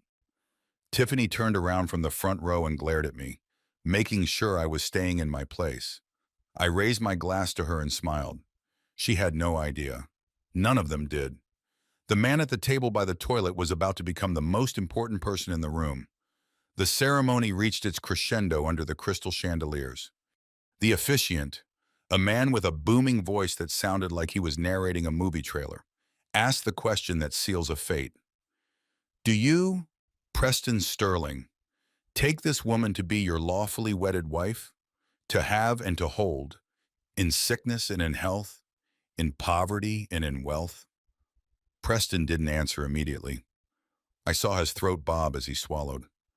He was looking out at the audience, his eyes darting back and forth, scanning the room like a man looking for the nearest fire exit. He took a breath that shuddered in his chest. "I do," he said, but he didn't stop there. He turned to Camilla. Grabbing both her hands, the sweat was now visible on his upper lip, glistening under the stage lights. He needed to sell this. He needed to perform. "Camilla," he announced, his voice projecting to the back of the room where I sat next to the kitchen door. "I don't just promise to be your husband. I promise to be your kingdom. I promise that from this day forward, you will never know want. You will never know limits. I will take you to the heights of the world where you belong. You are not just marrying a man. You are marrying a destiny." The crowd gasped, A few women dabbed at their eyes with handkerchiefs. My Aunt Martha, who was halfway through a bread roll she had smuggled in her purse, sighed loudly. "Oh, isn't that romantic? He speaks like a poet." I leaned back in my chair. He didn't speak like a poet. He spoke like a politician trying to get elected before a scandal broke. I had heard similar speeches before. I heard them from contractors who promised to finish a job under budget and ahead of schedule, right before they disappeared with the deposit money. It was the language of overcompensation. When the foundation is weak, you decorate the facade with gold paint. Camilla was eating it up. She looked at him with the adoration that made my stomach turn. Not because I still loved her. That ship had sailed the moment she threw my keys on the pavement, but because I knew how much that look was going to cost her. She believed him. She believed that she had finally won the lottery. She didn't realize she was holding a ticket for a drawing that had happened yesterday. "I take you, Preston," she sobbed into the microphone, "to be my king." They exchanged rings. Preston fumbled with the band. His hands were shaking so badly that he almost dropped it. He laughed it off, a nervous, high-pitched chuckle that didn't match his baritone persona. "I'm just so excited, folks," he shouted to the crowd as he slid the ring onto her finger. I scanned the room again. I am an observer. It is what I do. I look for the anomaly in the circuit. I look for the one wire that is frayed, the one fuse that is too hot. And then I found him. He was sitting at table number 1, the VIP table, the table reserved for the groom's closest family and most important business partners. He was the only person at the table. He was a large man, broad-shouldered, wearing a black suit that absorbed the light. He wasn't looking at the bride. He wasn't looking at the groom. He was looking at his watch. He wore tinted glasses, even though we were indoors. He sat with a stillness that was unnatural in a room full of celebrating people. When the couple kissed and the room erupted in applause, he didn't clap, he didn't smile. He simply reached for his glass of water, took a sip, and set it back down in the exact same ring of condensation. Preston pulled away from the kiss. He threw his arms up in victory. The orchestra struck up a triumphant melody. The guests cheered. But Preston's eyes didn't go to his mother. They didn't go to Jamal. They went straight to table 1. He looked at the man in the black suit. The man in the black suit gave a microscopic nod. It wasn't a nod of congratulations. It was the kind of nod a warden gives a prisoner. Acknowledgement, supervision. Preston's smile faltered. He quickly turned back to Camilla, burying his face in her neck, hiding his expression from the cameras. I knew instantly that man wasn't a guest. He was a variable that Preston hadn't accounted for, or perhaps a variable that Preston was terrified of. The ceremony ended. The guests began to file out toward the terrace for the cocktail hour, while the ballroom was flipped for dinner. The air filled with the chatter of 500 people discussing how beautiful the vows were and how expensive the flowers must have been. I stood up. My legs were stiff from the cheap chair. I needed to know. I made my way through the crowd. I moved like a ghost. No one stopped to talk to me. To them, I was just the ex-husband, the failure, the shadow of the past. I was invisible. And invisibility is a powerful tool when you are gathering intelligence. I saw the man in the black suit walking toward the bar. He moved with a heavy, deliberate grace. He walked man who owned the floorboards beneath his feet. I followed him. The bar was crowded, but people seemed to instinctively clear a path for him. He radiated a cold aura that made the socialites uncomfortable. He didn't order champagne. He didn't order a cocktail. Soda water with a lime. He told the bartender. I slid into the empty space next to him. I ordered the same. "Nice ceremony," I said, staring straight ahead at the rows of bottles. The man didn't look at me. He just swirled the ice in his glass. "If you like theater." "Sure," he said. His voice was gravel, deep and rough. It sounded like tires rolling over loose stones. "You don't seem like a fan of the arts." I noted. "I'm a fan of arithmetic," he replied. And the math here doesn't add up. I turned to look at him. Up close. He was even more intimidating. He had a scar running through his left eyebrow. His suit was expensive, Italian cut, but he wore it like a uniform, not a fashion statement. "I'm Bernard," I said. I didn't offer my hand. "I know who you are," he said. He finally turned his head. Behind the tinted lenses, I could feel his eyes assessing me. "You're the ex-husband." "The electrician," I corrected him. "Master electrician." He smirked, a small, humorless twitch of the lips. "Right. The man who got away." "Got away?" I asked. "You are the only person in this room who isn't drowning. Bernard, you just don't know it yet." He took a sip of his soda. He looked over my shoulder toward the terrace where Preston was currently posing for photos, holding a glass of champagne high in the air, laughing manically. "Look at him, man," the man said softly.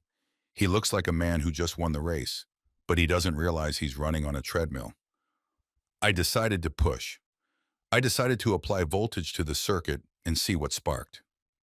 "You are sitting at the VIP table," I said, "but you aren't family, and you definitely aren't a friend.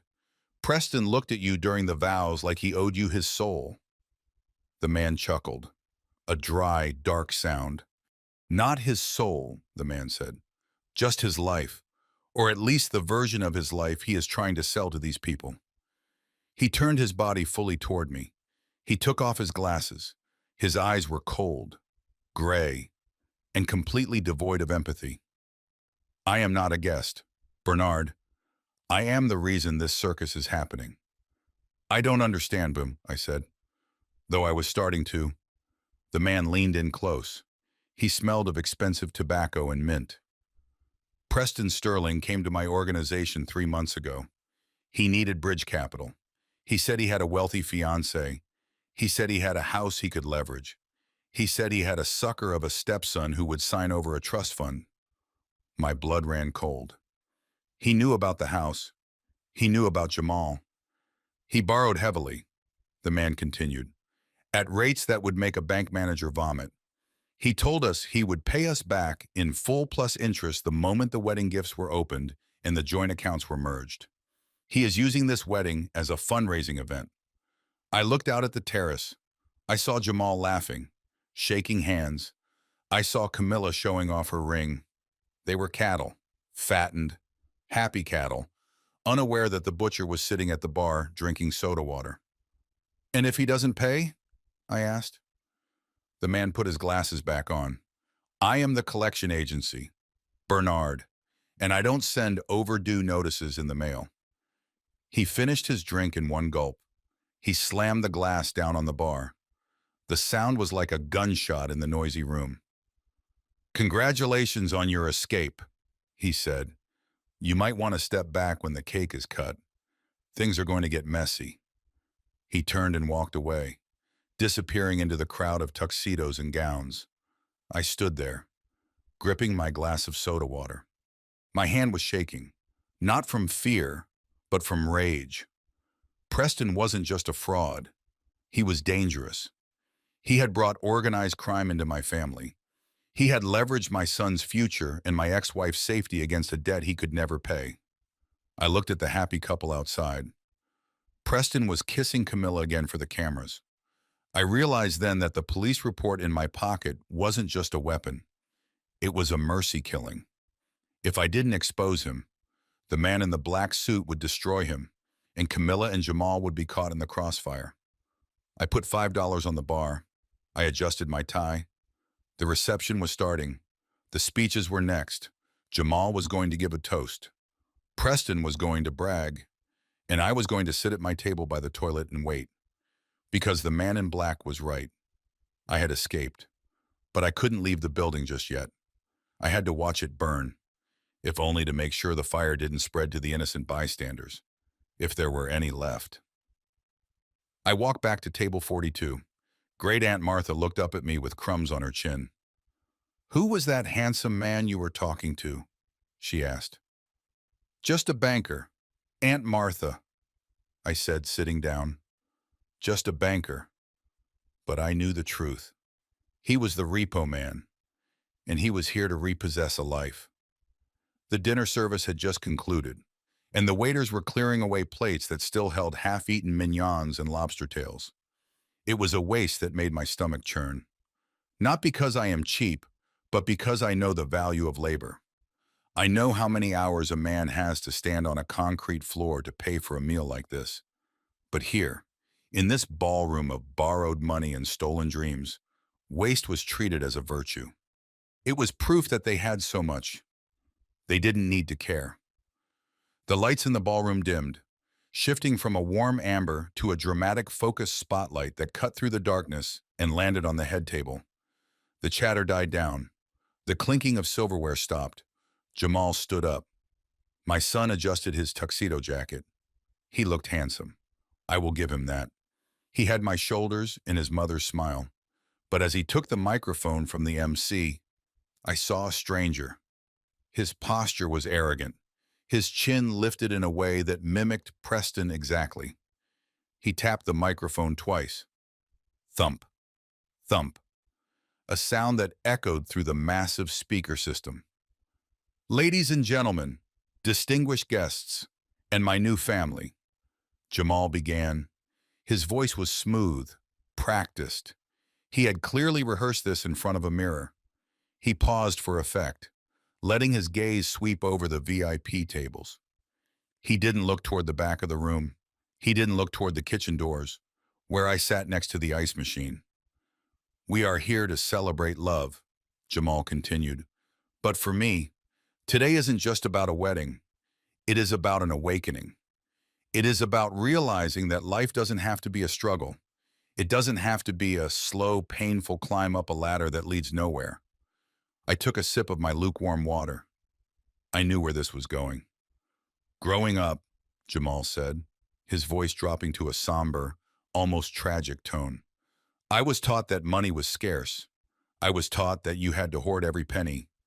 I was taught that dreaming big was dangerous because you might fall.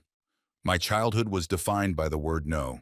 No, we can't afford that trip. No, that car is too expensive. No, we don't take risks. A few guests nodded sympathetically. Poor boy. They were thinking, growing up with a father who paid his bills on time and saved for college. How traumatic. I was raised in the shadow of fear, Jamal said, gripping the microphone stand. I was raised by a mindset that believed survival was the same thing as living. I love my biological father, wherever he is. He waved a vague hand toward the back of the room, not even bothering to point at me. It was a dismissal. It was a gesture you would use to shoo away a fly. But he is a man of the past. He is a man of the industrial age. He fixes things that are broken, but he never knew how to build something new. I felt a sharp pang in my chest, but I suppressed it. I am an engineer. I analyzed his statement. I fix his things. Yes, I fixed the electrical grid that was currently powering the microphone he was using to insult me. I fixed the safety systems that protected the hospital where he was born. He saw labor as a failure. I saw it as the foundation of civilization. But then, Jamal's face lit up. He turned to Preston.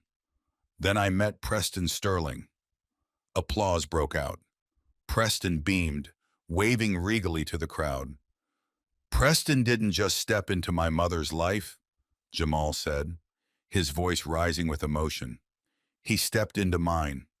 He showed me that a man isn't defined by how much he saves, but by how much he generates. He taught me that the only limit is the one you put on yourself. In 6 months, Preston has taught me more about business, about courage, and about being a man than I learned in 35 years of mediocrity. Mediocrity. The word hung in the air. Camilla was sobbing now. She was dabbing her eyes with a silk napkin, looking at Jamal with overwhelming pride. She thought this was beautiful. She thought her son was finally expressing himself. She didn't see that he was reciting a suicide note for his own character. Preston is the father I never had, Jamal declared.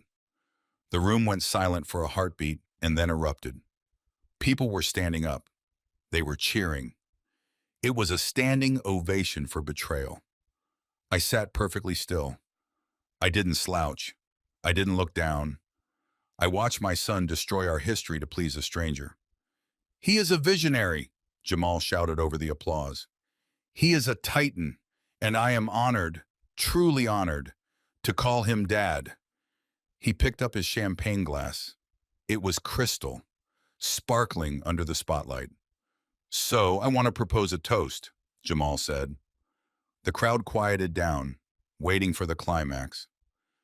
To Preston and Camilla, to the union of beauty and power, and to the future, a future where we don't count pennies, we count millions, a future where we don't work for money, we make money work for us. To the sterling legacy, to the sterling legacy. The crowd roared back. 500 voices raised in unison. Jamal raised the glass high. He opened his mouth to say one last thing. Maybe he was going to say cheers. Maybe he was going to say, I love you. We will never know. At that exact second, a loud, sharp pop echoed through the ballroom. It sounded like a gunshot, but I knew better. It was the sound of a main breaker tripping under load. A high-pitched screech of feedback tore through the speakers, causing everyone to cover their ears. And then, darkness. Total, absolute darkness. The spotlight died. The chandeliers died. The exit signs flickered and died. The hum of the air conditioning groaned and wound down to silence. The only light came from the few cell phones that were already out, casting eerie, pale blue shadows on confused faces. For a moment, there was silence. The kind of stunned silence that follows a car crash. Then the murmurs started. What happened? Is it a storm? Did we blow a fuse? I sat in the dark, my hands still resting on my water glass. I didn't move. I didn't panic. I knew exactly what had happened. This wasn't a technical malfunction. The resort had backup generators. If this were a simple power outage from the grid, the emergency lights would have kicked on within 10 seconds. But 10 seconds passed. 20 seconds. The room remained pitch black. This was a manual disconnect. This was a service termination. I looked toward the front of the room. In the dim glow of a phone flashlight, I saw Preston. He was frozen. He wasn't looking at the ceiling. He wasn't looking for a manager. He was looking at the main entrance doors. Jamal was tapping the dead microphone, looking confused. Dad? Preston? What's going on? I took a slow sip of water. It tasted refreshing now. I felt a tap on my shoulder. It was Aunt Martha. Bernard? She whispered, her voice trembling. Is this part of the show? Is this a surprise? I patted her hand gently in the dark. Yes, Aunt Martha, I said softly. This is the surprise. The show is just beginning. I looked toward the back of the room, toward the service entrance.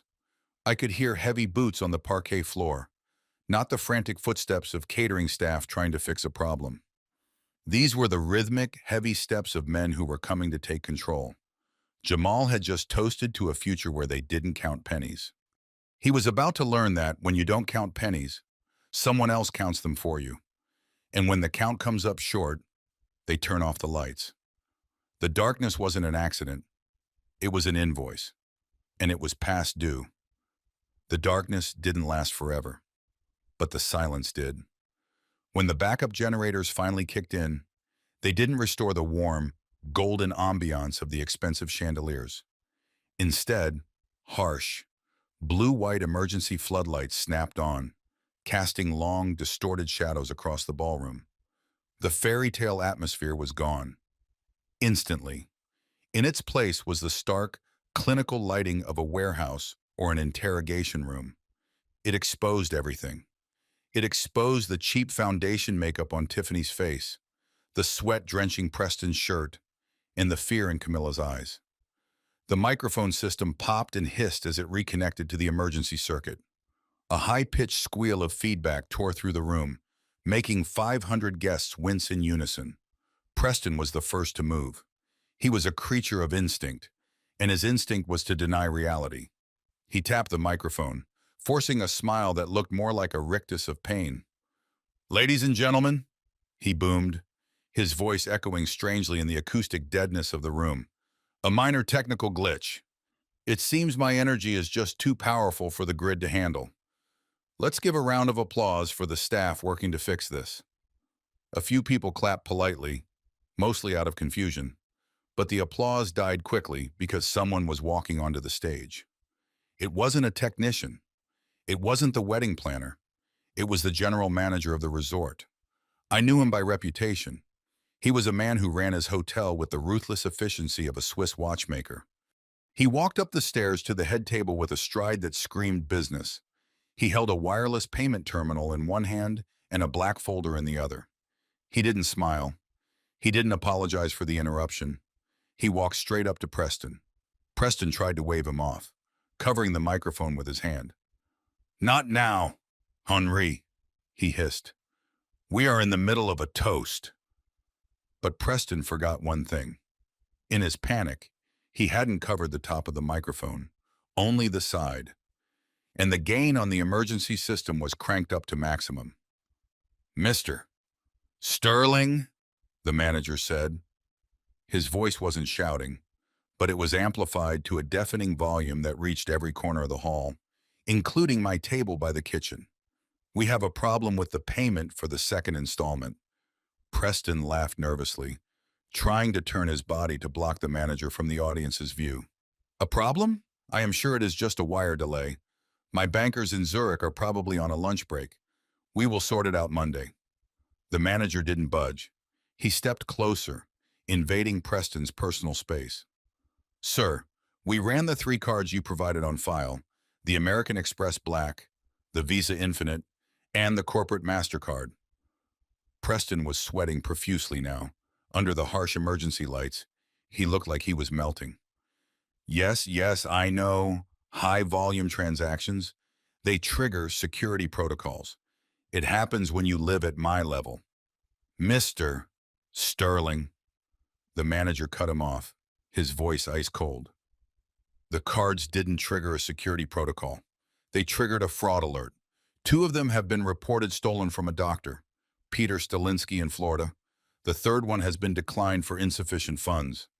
The balance available was $12. The room went so quiet you could hear the hum of the ventilation fans. 500 people stopped breathing. Forks hovered halfway to mouths. "Stolen?" someone whispered at a nearby table. $12? Someone else muttered. I sat back in my chair, crossing my arms. There it was. The first brick had fallen. Gravity was taking over. Preston's face turned a color I had never seen on a human being before. It was a mix of gray and purple. He looked at the crowd, then at the manager, then at the microphone. He realized too late that everyone had heard every word. "This is ridiculous," Preston sputtered, trying to summon righteous indignation. "Do you know who I am? I will buy this hotel and fire you. This is a banking error, a glitch in the algorithm." The manager held up the payment terminal. It was glowing with a red light. "Sir, the contract states that 50% of the catering cost is due before the main course is served. That is $150,000. If we do not receive payment immediately, the kitchen will stop service. The staff will go home, and I will call the police regarding the stolen cards." $150,000. Preston looked around wildly. He looked at Jamal, who was staring at him with his mouth open, looking like a fish that had just been pulled onto a dock. He looked at his business partners at the VIP table, but they were all suddenly very interested in their phones or looking at the ceiling. The man in the black suit, the real creditor, was just watching, swirling his soda water, a predator enjoying the show. Preston did the only thing a coward can do. He pivoted. "Camilla, my love, he said, turning to my ex-wife. He put on his most charming smile.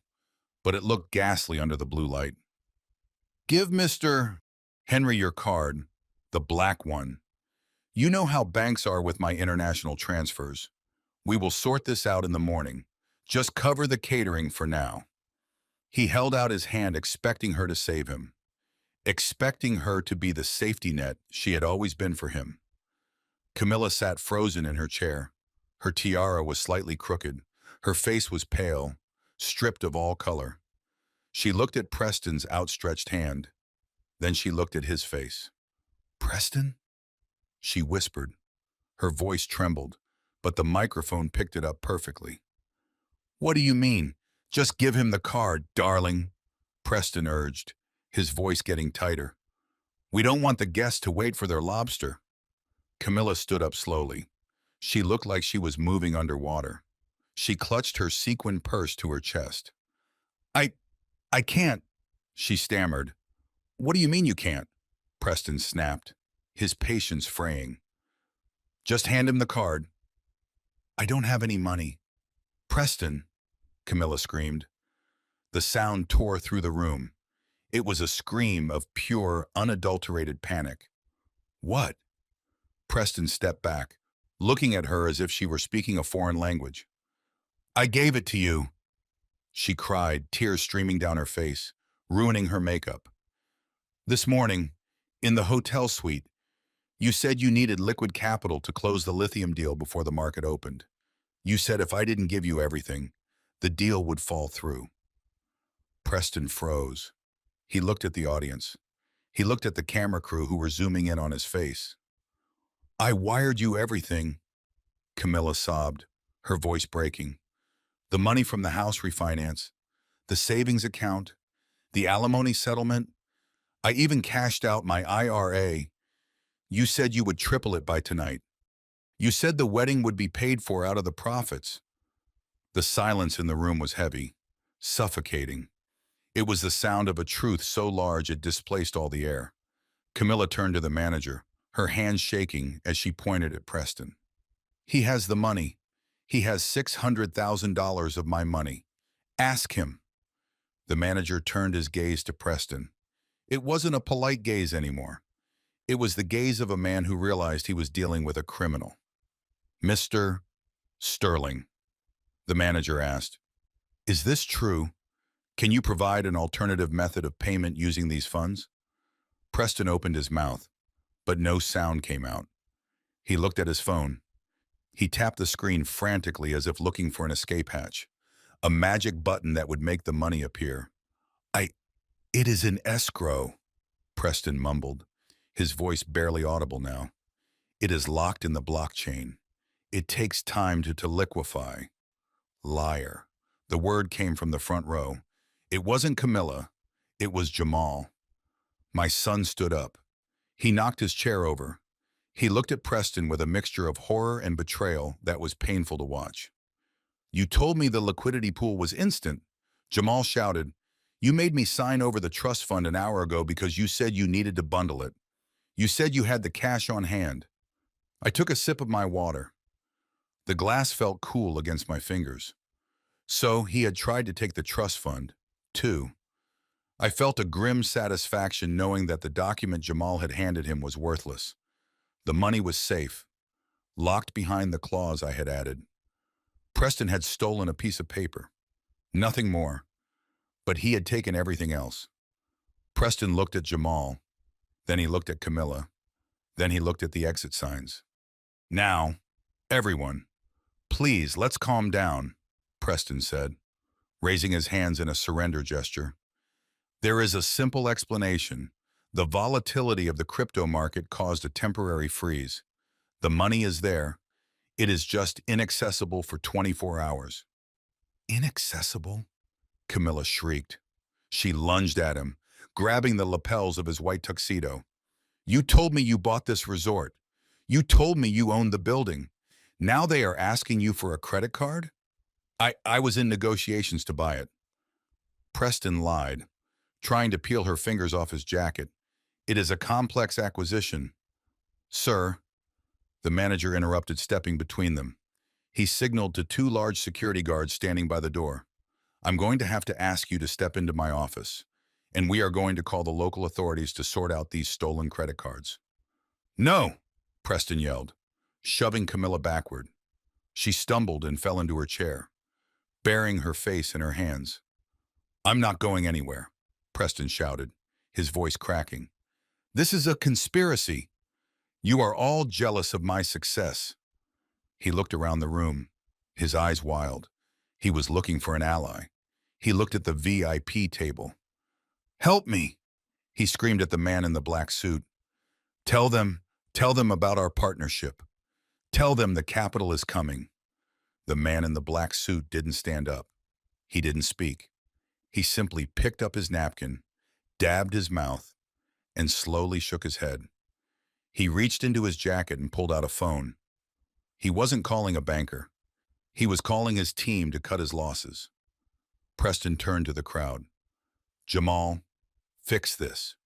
Use your card. We will pay you back triple tomorrow." Jamal stood there, his pockets turned inside out.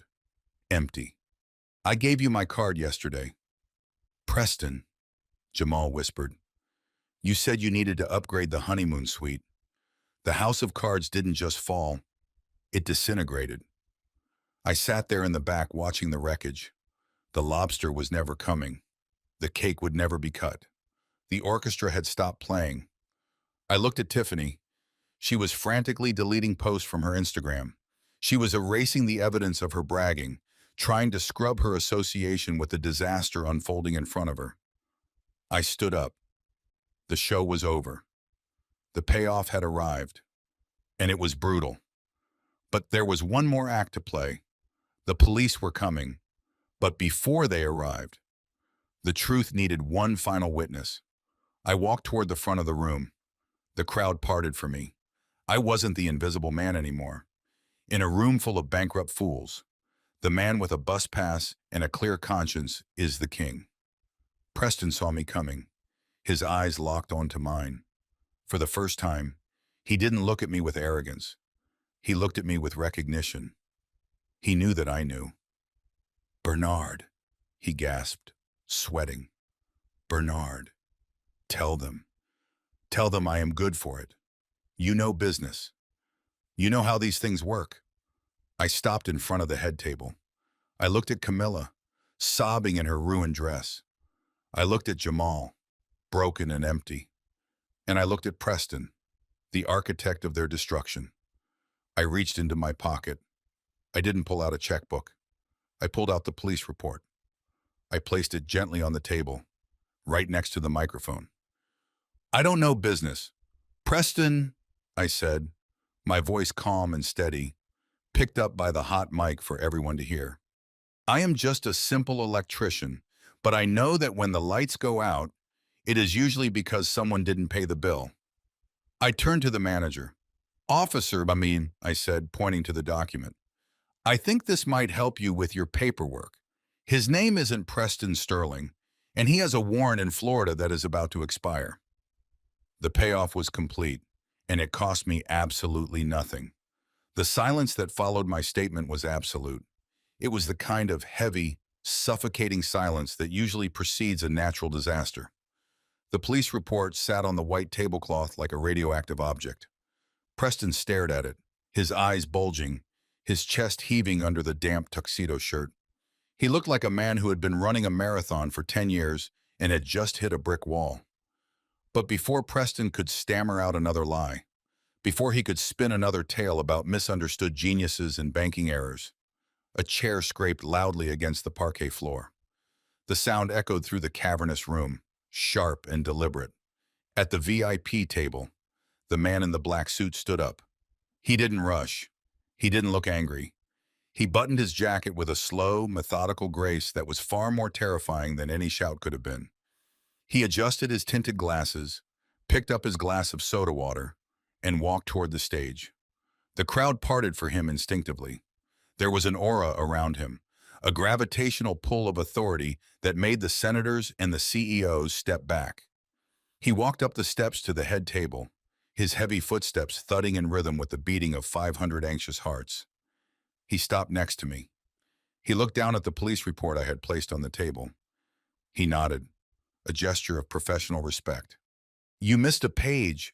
Bernard, he said.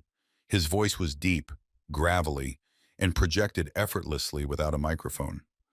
But the report is accurate as far as it goes. He reached into his own inner pocket and pulled out a thick envelope. He tossed it onto the table next to my document. It landed with a heavy slap. Preston, or should I say Pete, flinched as if he had been physically struck. Who is this? Camilla cried out. Her voice was shrill, bordering on hysteria. She looked from me to the stranger, her eyes wide with confusion. Is he a business partner? Is he the banker?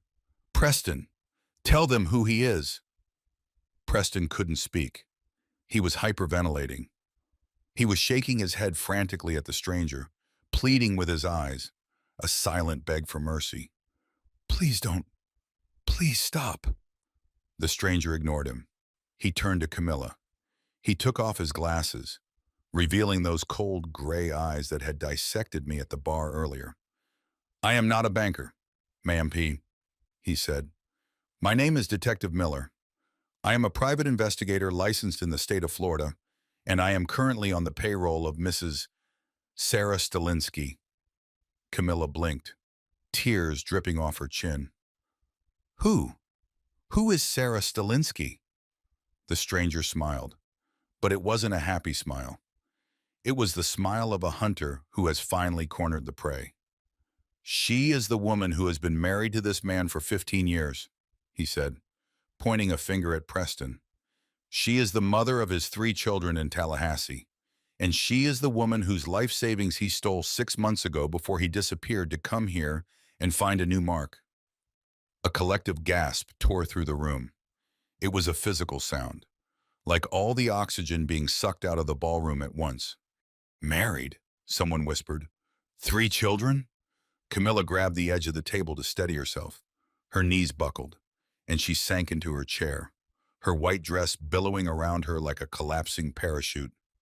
No, she whispered. That is impossible. We just got married. I signed the papers. The license is invalid, the stranger said, his voice cutting through her denial like a scalpel. You can't marry a man who is already married. This wedding is a sham. The vows are void. And frankly, considering he used a fake name on the application, I doubt the paperwork made it past the county clerk's trash bin. He turned his gaze back to Preston. Hello, Pete, he said softly. Long time no see. You have been a hard man to track. You change names like most people change socks. Preston Sterling, Arthur Vane, Marcus Gold. You have quite the imagination. Preston found his voice. It was a high, strangled squeak. This is slander, he screamed, backing away until he bumped into the DJ booth. I don't know this man. He is an actor. Bernard hired him. This is a setup. The stranger laughed. It was a dry, humorless bark. A setup? He asked. He picked up the envelope he had thrown on the table and ripped it open. Photos spilled out. Dozens of them. Here you are in Miami selling non-existent condos to pensioners, the stranger narrated, tossing a photo to the crowd. Here you are in Dallas running a fake charity for veterans. And here you are, last week meeting with a loan shark in Chicago because your Ponzi scheme was running dry. He looked at the crowd addressing the 500 guests who were now standing, phones recording, witnessing the demolition of a socialite's life. That is what this is. Folks, the stranger announced, a classic Ponzi. He uses the money from the new wife to pay the debts of the old life. He promised you 300% returns on Liberty coin. There is no coin. There is no lithium mine. There is just a bank account in the Caymans that he uses to pay for his suits and his rental cars. Jamal stepped forward. My son looked like a ghost. His face was ash gray. He picked up one of the photos.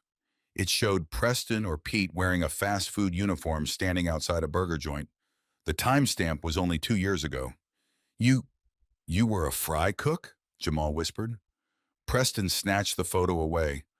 I was doing research for a franchise investment, but Jamal wasn't listening. The reality was crashing down on him. The stock options, the VP title, the millions. It was all smoke. "Where is the trust fund?" Jamal asked, his voice trembling with rage. "The paper I signed. Where is it?" Preston's eyes darted around. "It is safe. It is processed. It is gone," the stranger corrected. "Or it would be if your father hadn't been smart enough to lock it. But the rest? The money from the house? The alimony?" He looked at Camilla. "Mrs. King, I am sorry to tell you this, but he wired your $600,000 to an offshore sports betting site 3 hours ago. He was trying to double it on a soccer match in Brazil." "Did he win?" Bernard asked.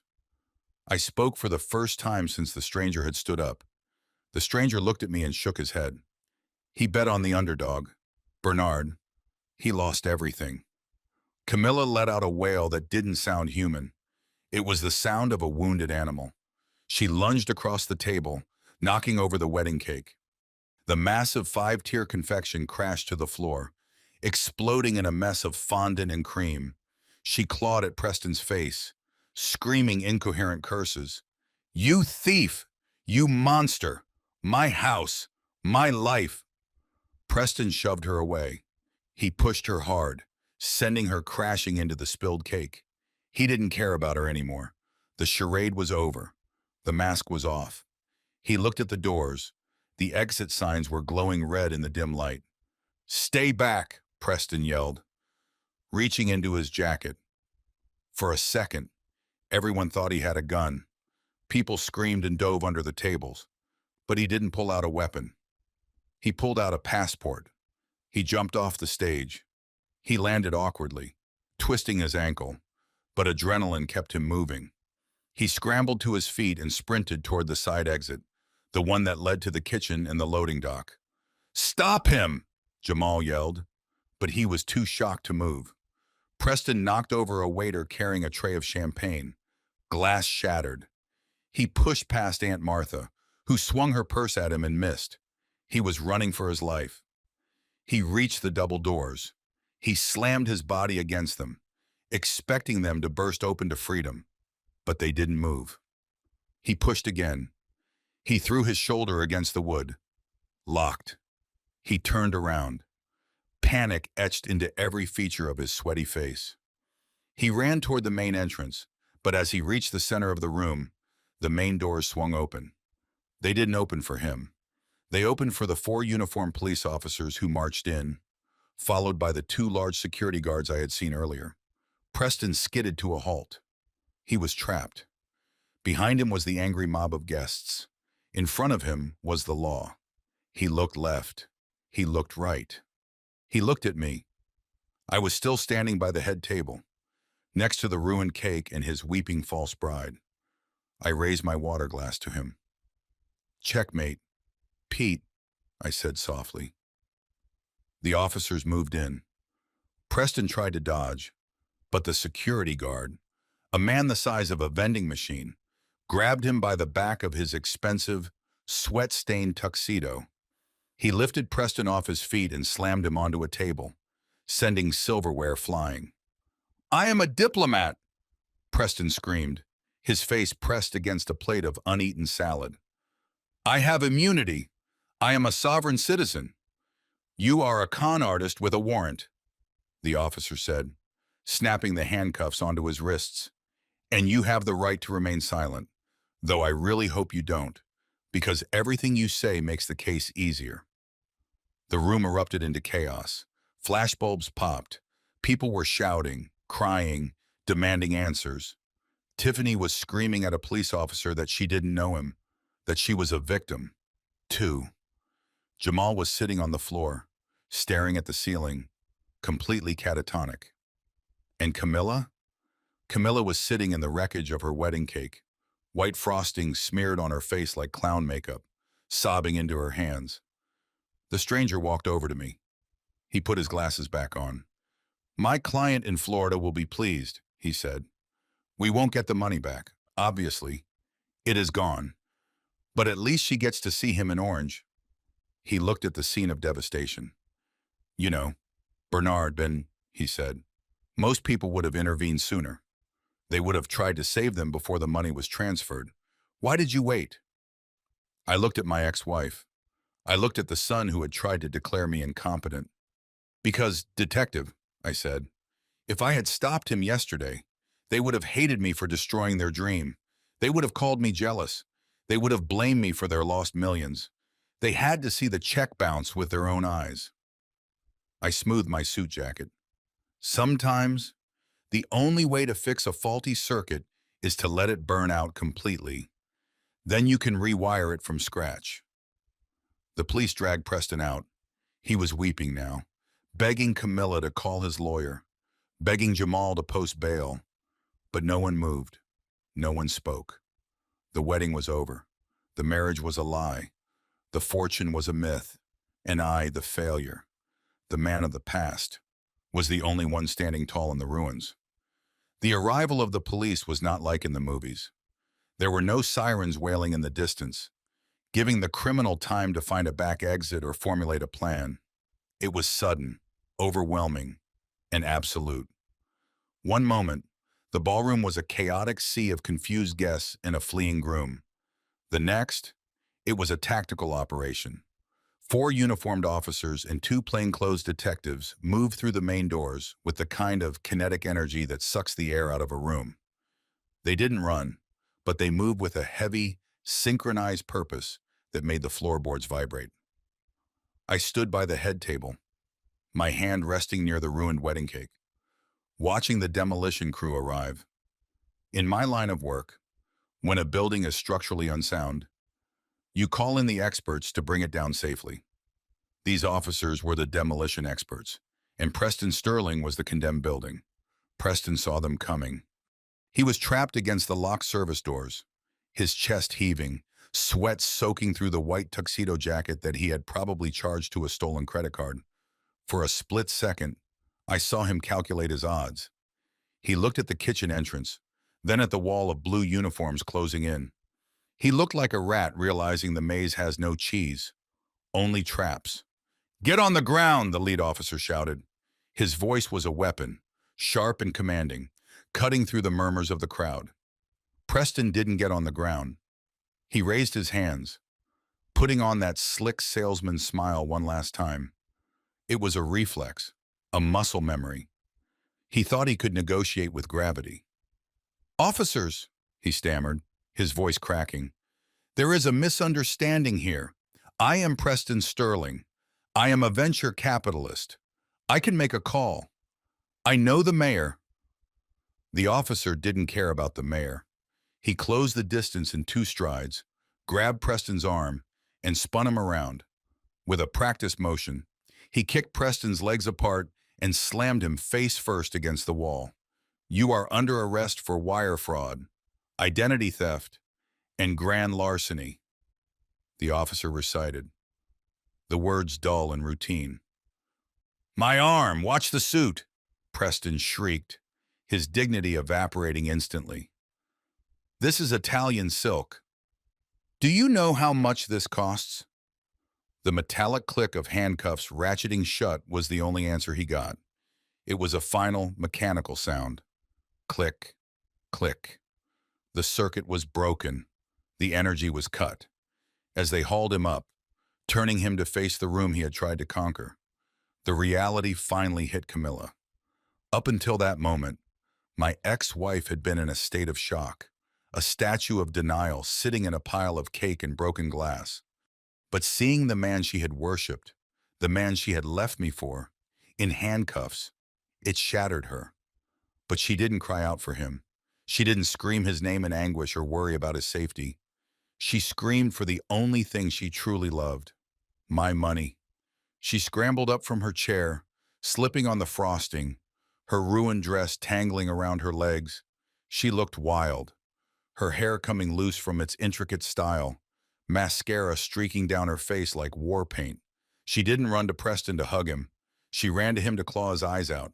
"You bastard!" she shrieked, her voice tearing at her throat. $2 million. You have $2 million of mine. She tried to lunge at him, but a female officer stepped in her path, holding her back gently but firmly. Ma'am, step back, the officer said.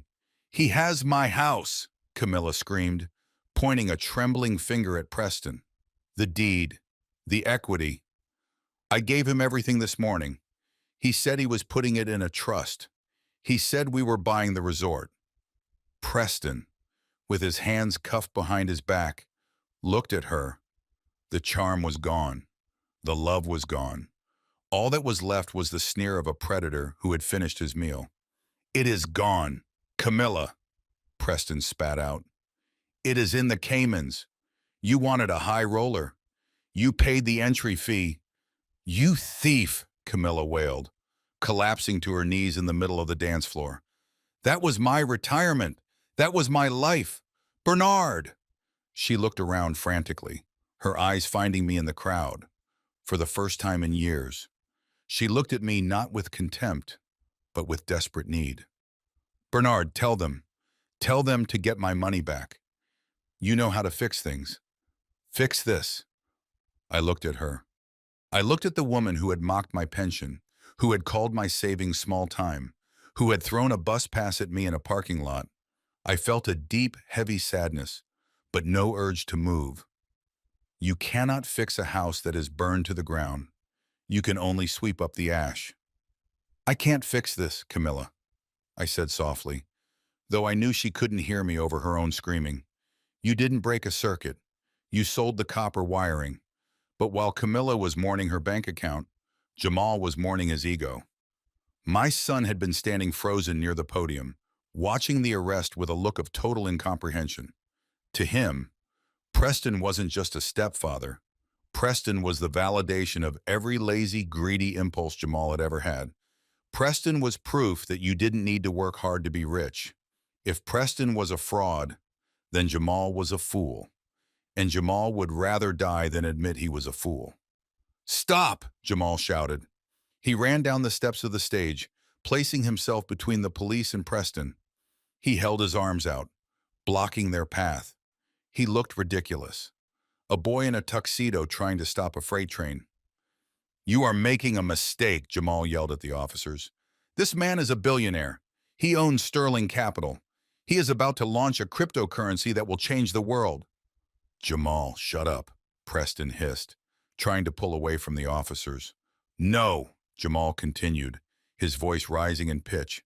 I saw the charts. I saw the lithium mines on his laptop. This is a conspiracy. You are trying to sabotage him because he is disrupting the banking industry. The lead officer stopped. He looked at Jamal with a mixture of annoyance and pity. He was a big man, tired, likely working a double shift. He didn't have time for delusions.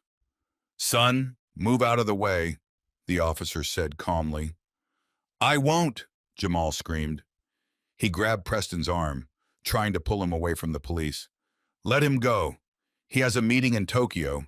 He is my business partner. The officer's patience snapped. He didn't unholster a weapon. He didn't shout. He simply extended one arm and shoved Jamal. It wasn't a violent shove, but it was decisive. Jamal stumbled back, tripping over his own expensive shoes, and fell hard onto his backside. He landed right next to his mother. Stay down, the officer barked, pointing a finger at Jamal's face. Unless you want to join him, we have a warrant for Peter Stalinsky, and if you keep obstructing justice, we will add you to the booking sheet as an accomplice. Do you want to go to jail for aiding and abetting a known felon? Jamal blinked, staring up at the officer. The word accomplice hung in the air. But I am the vice president, Jamal whispered, his voice trembling. You are the vice president of nothing, the officer said harshly. There is no company. There is no mine. There is just a laptop full of Photoshop and a list of victims. Now sit there and shut up before I cuff you. 2. Jamal looked at Preston. He looked for the confident billionaire who had promised him the world. Preston wouldn't meet his eyes. He was staring at the floor, muttering about bail money. Jamal looked at the guests. 500 people were staring at him. They weren't looking at him with envy anymore. They were looking at him with disgust. They were whispering. "That is the son," they said. "He was in on it. He gave the speech." The illusion cracked. I watched it happen. I watched the light go out of my son's eyes as the fantasy structure he had built his identity on collapsed under the weight of reality. He wasn't a tycoon. He was a dupe. He was a 35-year-old man sitting on the floor of a ballroom defending the man who had stolen his mother's future. The police began to march Preston toward the exit. The crowd parted, holding up their phones, recording every second of the walk of shame. Flashbulbs popped like strobes. Preston tried to keep his head up, but the weight of the handcuffs dragged his shoulders down. As he passed me, he stopped for a fraction of a second. "Bernard," he whispered. "The waterbed. It was a sure thing." "Keep walking, pal," the officer said, shoving him forward. I watched them go. I watched the flashing blue lights of the cruisers outside reflect against the glass doors. In the center of the room, my family remained. Camilla was rocking back and forth, clutching a piece of the tablecloth, muttering numbers. 2 million, 2 million. Jamal was staring at his hands as if he had blood on them. Tiffany, who had been hiding near the chocolate fountain, finally stepped forward. She looked at Jamal on the floor. She didn't offer him a hand. She didn't ask if he was okay. She took off her ring, the ring Jamal had bought on credit, and dropped it into his lap. "You idiot," she hissed. "You told me he was real. You told me I was going to be rich." She turned and walked away, her heels clicking on the parquet floor, leaving my son alone in the wreckage of his own making. I stood there for a moment longer. The air conditioner hummed back to life, blowing cold air over the sweating, shocked crowd. The smell of stale perfume and fear was overwhelming. I adjusted my cuffs. I checked my pocket to make sure my passport and my plane ticket were safe. I walked over to the table where Jamal sat. I stood over him. I cast a shadow over him, just as he had lived in my shadow for so years, resentful and blind. He looked up at me. His eyes were red, wet, and empty. "Dad," he whispered. I didn't know. I looked down at him. I didn't feel anger. I didn't feel triumph. I felt the cold, hard clarity of a balance sheet that has finally been reconciled. "You didn't want to know, Jamal," I said. "That is the difference." I turned my back on them. There was nothing left to fix here. The power was out, the wiring was fried, and the structure was condemned. It was time for me to go back to Lisbon, where the lights were steady and the people were real. There is a specific kind of sleep that only comes to a man who has balanced his books. It is deep. It is dreamless. It is the sleep of a mechanic who knows every bolt is tightened and every wire is insulated. For the first time in months, I wasn't sleeping in a house that felt like a museum of my failures. I was sleeping in a hotel bed with crisp linens, paid for with money that was entirely my own in a city where the truth had finally been spoken. The digital clock on the nightstand read 2:14 in the morning when the phone rang. It wasn't a soft chime. In the dead silence of the luxury suite, it sounded like a fire alarm. I didn't jump. I didn't panic. I rolled over slowly, my joints cracking slightly in the cool air conditioning. I reached out a hand that has calluses from 40 years of pulling cable and fumbled for the device. The screen was bright, blindingly so in the darkness. The name flashing on the display was one I had considered blocking a dozen times. "Camille." I stared at it. The phone vibrated against the wood of the nightstand, a persistent, angry buzz. Part of me, the part that was still the young man who met her at a church picnic in 1970, wanted to ignore it. I wanted to turn it over and go back to that peaceful, paid-for sleep.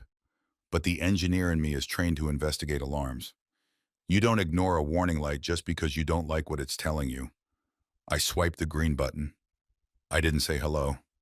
I just brought the phone to my ear and waited. For the first 10 seconds, there were no words, just sound. The sound of wind whipping against a microphone, the sound of distant sirens, and the sound of breathing so jagged and wet, it sounded like a lung puncture. Bernard? Her voice was a ghost of the voice that had screamed at me in the restaurant. It was small. It was broken. It was the voice of a child who has dropped an ice cream cone in the dirt. Bernard, are there? Please, God, tell me you were there. I sat up, swinging my legs over the side of the bed. I placed my feet on the carpet. I reached for the bottle of water on the nightstand. I am here, Camilla, I said. My voice was gravel, rough from sleep, but steady. Oh, thank God. Thank God. Bernard, you have to help me. You have to come get me. I took a sip of water. Where are you? I am on the curb outside the resort. They kicked us out. Bernard, they physically kicked us out. After the police took Preston away, the manager told us we had 30 minutes to vacate the premises. 30 minutes. I couldn't even pack everything. I left my shoes. I left my makeup bag. She paused to sob, a loud, ugly sound that distorted the connection. And then they put a seal on the door. A red sticker. Bernard Bain. They said the room was a crime scene because Preston had stored documents there. I have nowhere to go. I tried to use my card for a taxi, but it was declined. They froze everything. The bank froze everything because of the investigation. I listened. I looked out the window at the Chicago skyline. The lights were still twinkling, indifferent to the tragedy of Mrs. Camilla King Sterling. And Jamal? I asked. He is sitting on his suitcase. He won't speak. Bernard, it is bad. It is so bad. The police said Jamal is a person of interest because he signed those loan documents as a guarantor, because he was listed as an officer of the company. They took his passport. Bernard, they took his passport right there in the lobby. She began to cry harder now, the panic rising in her throat. They are going to arrest our son. Bernard, they said he is liable for the catering bill. They said he is liable for the yacht. He doesn't have that kind of money. He is going to prison. You can't let that happen. He is your blood. He is your only son. I closed my eyes. I remember Jamal standing on the stage calling Preston his real father. I remember Jamal trying to bully me into signing over the trust fund. I remember Jamal telling me I was mediocre. He is an adult, Camilla, I said. He wanted to be a businessman. This is business. No, don't be cruel. Not now. This isn't the time for a lesson. She took a ragged breath. I could hear the wind howling on her end. It must have been 40 degrees out there. She was probably still wearing that ridiculous ruined wedding dress. Bernard, listen to me. I made a mistake, okay? I admit it. I was foolish. I got swept up. But I am still your wife. In the eyes of God, I am still your wife. That ceremony, it was fake. The man was a fraud. That means we are still us. We are still Bernard and Camilla. I gripped the phone tighter. The audacity was breathtaking. It was a structural failure of morality so complete I almost admired it. We are not us, Camilla, I said. We haven't been us for a long time. But we have history, 40 years. Bernard, you can't just throw that away because of one bad year. I know you. I know your heart. You are a protector. You fix things. That is what you do.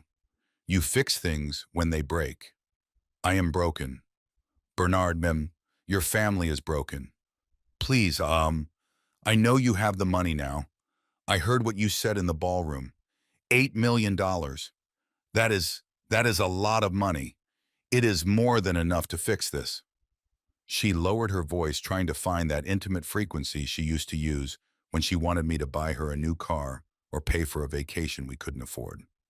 You can pay off the hotel. You can hire a lawyer for Jamal. You can get me a suite. We can sit down and talk. We can start over. I will sign whatever you want. I will go to Portugal with you. I always wanted to see Europe. I let her talk. I let the silence stretch out. I looked at the clock. It was now 2:20. She had been talking for 6 minutes. She was bargaining. She was offering me her presence as if it were a prize. She thought that I was still the man who sought her approval, the man who felt lucky just to be allowed in her orbit. She thought my dignity had a price tag, and that tag was $8 million. Bernard, why aren't you saying anything? Say something, please. Tell me you were coming. Tell me you still love me. I know you do. A love like ours doesn't just die. She was right about one thing. Love doesn't just die. It is killed. It is beaten to death with insults. It is starved with neglect. It is stabbed with betrayal. And finally, it is buried under a mountain of greed. My love didn't die tonight. Camilla, it died the day you looked at my hands, the hands that built your life, and called them dirty. I took a deep breath. I felt a strange lightness in my chest. The final weight was gone. Camilla. I said, yes, yes. Darling, I want you to listen to me very carefully. I am listening. I am listening. You have a phone. That is good. You need to save the battery. What? You are asking the wrong person for help.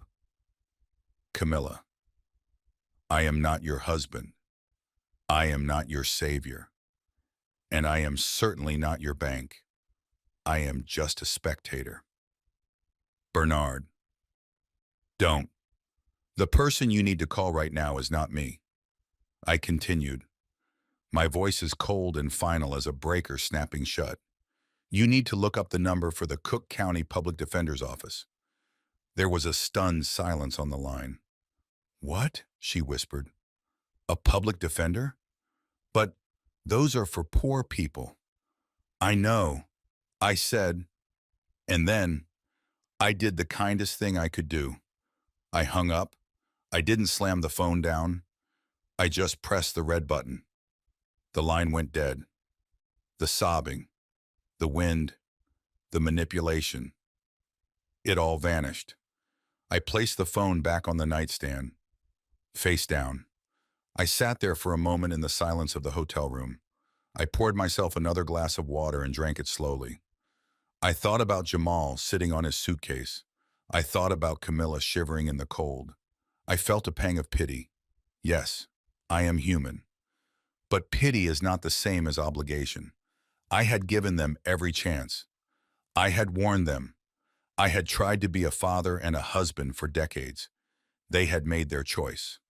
They had chosen the fast lane, the easy money, the shiny facade. Now they were learning that when you build a house on sand, you don't get to call the carpenter when the tide comes in. I lay back down. I pulled the duvet up to my chin. The sheets were cool and soft. I closed my eyes. Tomorrow I would fly back to Lisbon. I would buy fresh bread. I would sit by the river. And I would never, ever answer that phone again. I fell asleep within minutes. The morning sun streaming through the glass atrium of the hotel lobby was bright, unforgiving, and exactly what I needed. I had checked out of my suite 10 minutes early. My bill was settled in full. My luggage was packed with the military precision of a man who has lived out of a toolbox for half a century. I was wearing a comfortable travel sweater and reading glasses, looking every bit the retired grandfather I was supposed to be. I felt light. I felt unburdened. The toxicity of the previous night had been washed away by a hot shower and 8 hours of sleep. I rolled my suitcase toward the revolving doors, ready to catch the shuttle to O'Hare. I was already mentally back in Lisbon, tasting the salt air and the grilled fish. But as I rounded the large potted palm near the concierge desk, my path was blocked. It wasn't a physical barricade, but it might as well have been. Standing there, looking like survivors of a shipwreck, were Tiffany and Jamal. They looked nothing like the arrogant power couple who had sneered at my suit 24 hours ago. Jamal was wearing the same tuxedo trousers from the wedding, but his shirt was unbuttoned, stained with something dark that looked like red wine. And he wasn't wearing shoes, he was wearing hotel slippers. Tiffany, the Instagram model who wouldn't be caught dead without a filter, looked ragged. Her hair was pulled back in a messy bun. Her face was scrubbed clean of makeup, revealing dark circles under her eyes. And she was wearing a frantic, desperate expression that I had seen before.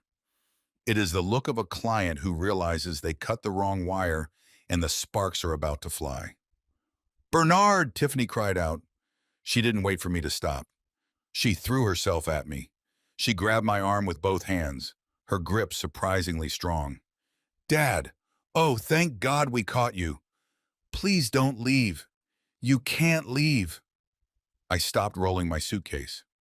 I looked down at her hands clutching my sweater. I gently but firmly peeled her fingers off my arm. "I have a flight to catch." "Tiffany," I said. My voice was calm. It was the voice I used to tell a homeowner that their entire breaker box needed to be replaced. "No, you don't understand," she sobbed. The tears started instantly.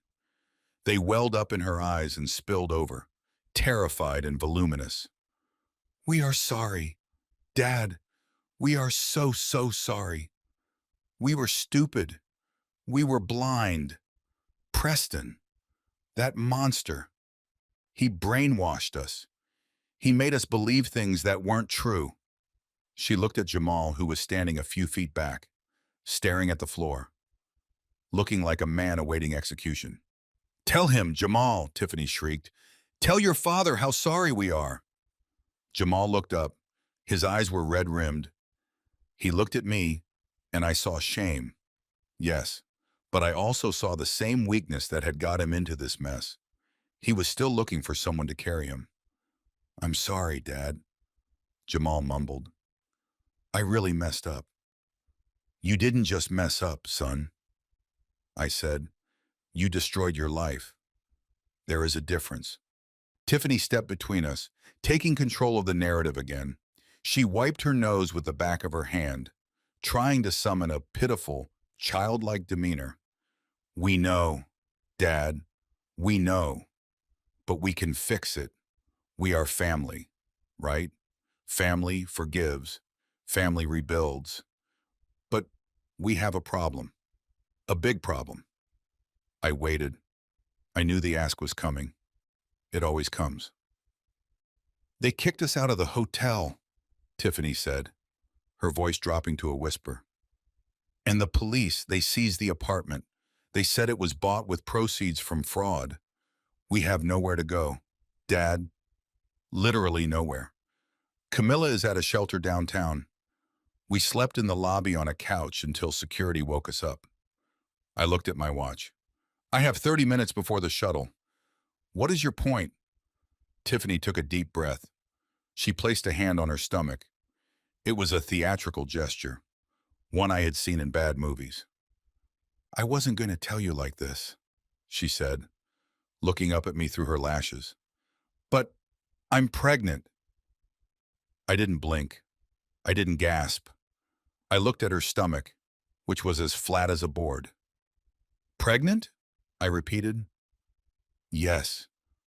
She nodded vigorously. 6 weeks. We found out just before the wedding. That is why we were so desperate. Dad, that is why Jamal believed Preston. We were trying to build a future for your grandchild, for the next generation of kings." She grabbed my hand again, trying to press it against her belly. "You are going to be a grandfather. Bernard, a grandpa. Don't you want your grandchild to have a home? Don't you want him to grow up in the house his grandfather built?" I pulled my hand away. The manipulation was so clumsy, it was almost insulting. "So, here is what we need," Tiffany rushed on, thinking she had hooked me. "We need you to buy back the house. The bank is going to auction it off. If you step in now with your cash, with the money you made from the patent, you can save it. We can all live there. You, me, Jamal, the baby. We can be a real family again. You can have your room back. The basement workroom is still there." She smiled, a wavering, hopeful smile. Please, Dad, do it for the baby. I looked at Jamal. He was nodding, clinging to this life raft his wife had just inflated. Yeah, Dad, Jamal said. For the baby. I took a step back. I looked at the two of them. I looked at the marble floor. I looked at the chandelier above us. I shifted into engineer mode. I stripped away the emotion, the tears, the word grandfather, and I looked at the raw data. Tiffany, I started. You say you are pregnant. Yes. And you say you are 6 weeks along. Yes. Interesting, I said, because at the rehearsal dinner 2 nights ago, I watched you drink 4 glasses of champagne, and on the yacht, you were doing shots of tequila with the bridesmaids. Now, either you are the most irresponsible mother in history, or you are lying to an old man to get access to his wallet. Tiffany's face went pale. Her mouth opened and closed, but no sound came out. But let's assume, for the sake of argument, that you are telling the truth. I continued, my voice hardening. Let's assume there is a child. You want me to buy the house back. Yes, she whispered. Let's look at the numbers. I said. I raised my hand and began counting off on my fingers. The house was appraised at $700,000. Camilla pulled out $600,000 in a high-interest equity line. That money is gone. Stolen. If I buy the house back, I am not buying an asset. I am buying a debt. I would have to pay off the bank's lien just to take title. I took a step closer to them. I am a businessman. Tiffany, I am an investor. Why would I spend $700,000 on a house that is now worth maybe $500,000 because of the market crash just to inherit a $600,000 debt? That is a net loss of over $1 million. But it's your home, Tiffany argued. It has sentimental value. Sentimental value doesn't pay the electric bill, I snapped. And it certainly doesn't cover bad decisions. I looked at Jamal. You want a house, Shay? I asked him. Get a job. Rent an apartment. Start at the bottom like I did. Like every man has to do when he falls. But we can't, Tiffany wailed, the fake sweetness vanishing, replaced by panic. We have bad credit. Jamal's score is ruined because of the inquiries. We have no cash for a deposit. Then go to a shelter, I said. A shelter? Tiffany gasped. Like with homeless people? Yes, I said. With people who are facing reality, unlike you. I grabbed the handle of my suitcase. You are cruel. Tiffany screamed, dropping the act completely. You are a bitter, selfish old man. You have millions. You could fix this with a signature. You are hoarding it while your family suffers. I stopped. I turned back to them one last time. I am not hoarding it, I said. I am protecting it. I am protecting it from people who think that tears are a currency. I am an engineer. Tiffany, I calculate based on structural integrity and load-bearing limits. And right now, you two are a collapsed bridge. I am not going to drive my truck onto it just because you asked nicely. I looked at her stomach. And if there really is a baby, I said, my voice dropping to a dangerous low, God help that child, because if he has parents who think lying and begging is a career path, he doesn't stand a chance. I turned around. The automatic doors hissed open. The cold Chicago air hit my face, and it felt like freedom. I didn't look back. I heard Tiffany screaming insults. I heard Jamal sobbing, but it was just noise. It was the sound of a machine that had broken down because the operators didn't read the manual. I walked to the curb. The shuttle bus was waiting. The driver, a man about my age, stepped out and took my bag. Heading home, sir? He asked. I looked at the gray sky, then closed my eyes and pictured the orange tiles of Lisbon. Yes, I said, Maj, I am heading home. And this time, I am not leaving a forwarding address. You are just a bitter old man, Jamal screamed. and his voice cracked with the strain of his own impotence. He stepped away from Tiffany and pointed a shaking finger at my chest. You are enjoying this, aren't you? You are enjoying seeing us beg. But who are you really, Dad? You are just a retired electrician. You live on a pension. You clip coupons. You drive a truck that is 10 years old. You act like you are some big shot who can save us. But we know the truth. You don't have the money to buy that house back, even if you wanted to. You were just bluffing to hurt us. The accusation hung in the cold morning air. The shuttle bus driver, who had been loading my suitcase, stopped and looked at us. He looked at Jamal's unbuttoned tuxedo shirt and hotel slippers. Then he looked at me in my travel sweater and glasses. He didn't say anything, but I could see the judgment in his eyes.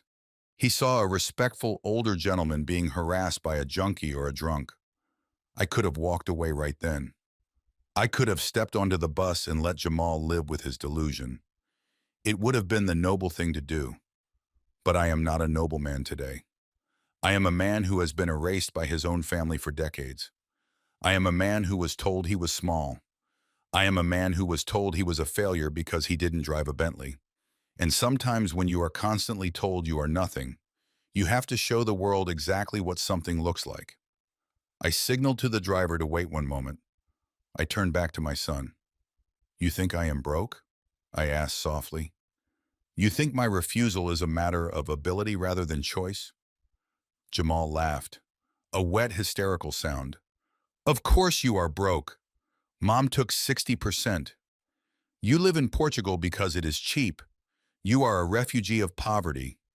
Dad, stop pretending. I reached into the inside pocket of my coat. I didn't pull out a wallet. I pulled out a thin leather case.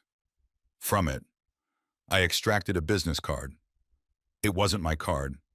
It was a heavy cream-colored card with embossed black lettering. I held it out. Jamal didn't want to take it, but his curiosity was a reflex he couldn't control. He snatched it from my hand. Read it. I said, read the name of the company. Jamal squinted at the card. Deal and Schmidt Energy Solutions. He read, Munich, Germany. So what? You know a German guy. Congratulations. Turn it over. I said. He flipped the card. On the back, handwritten in blue ink, was a series of numbers. What is this? Jamal asked. A phone number. It is a wire transfer confirmation code. I said, and the date next to it is yesterday. I took a step closer to him, forcing him to look me in the eye. You are right, Jamal. I am a retired electrician, but you forgot what kind of electrician I was.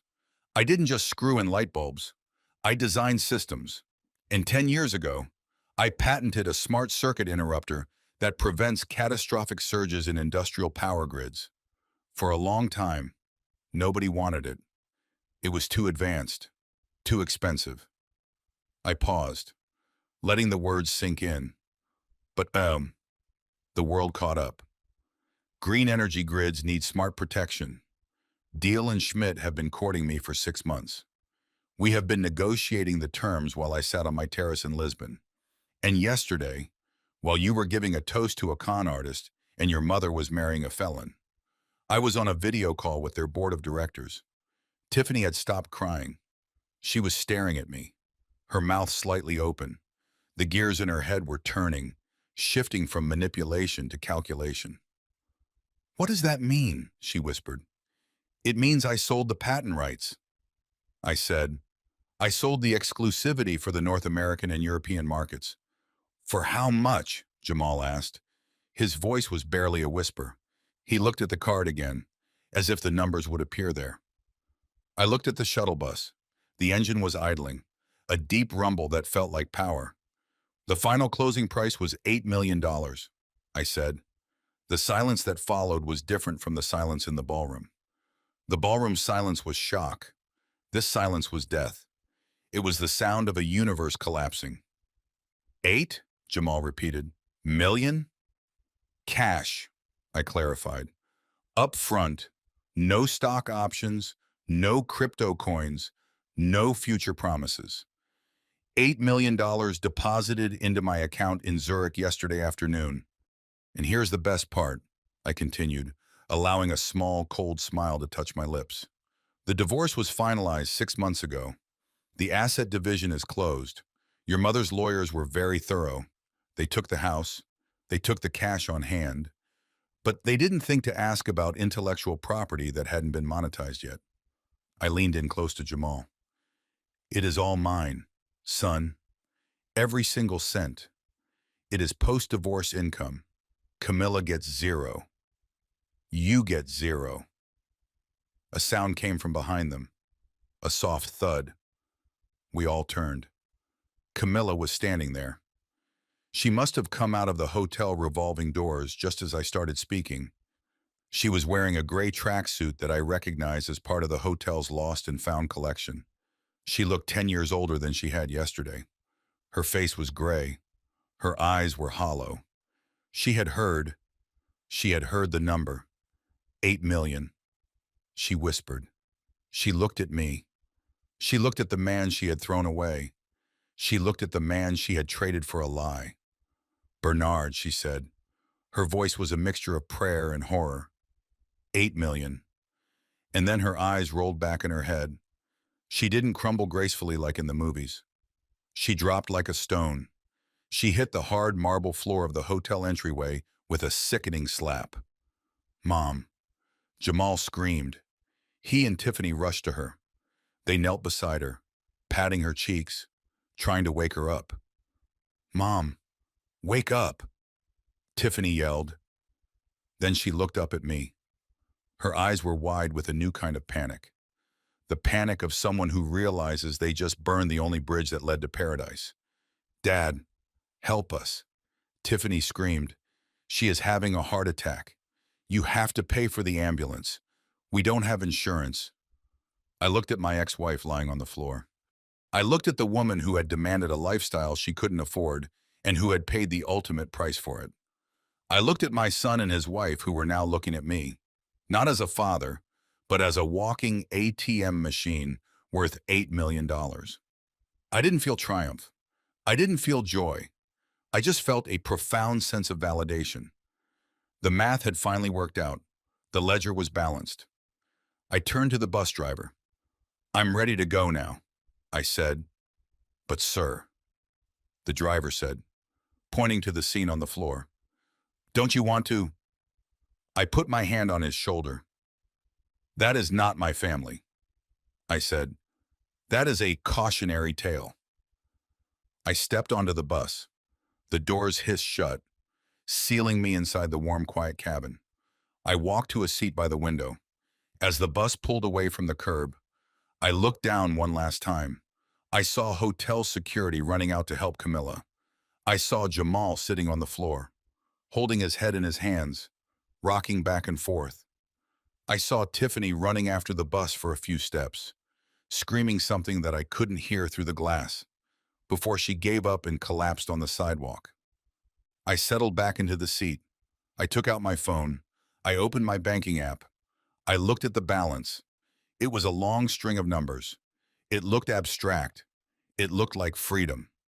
I closed the app. I didn't need to look at it. I knew it was real. I watched the city of Chicago slide past the window, the gray buildings, the cold wind, the memories of 40 years of hard labor and thankless sacrifice. Goodbye, I whispered. The bus merged onto the highway, heading toward the airport, toward the ocean, toward a life where respect was the only currency that mattered. I was 74 years old. I was alone. And for the first time in my life, I was completely and utterly free.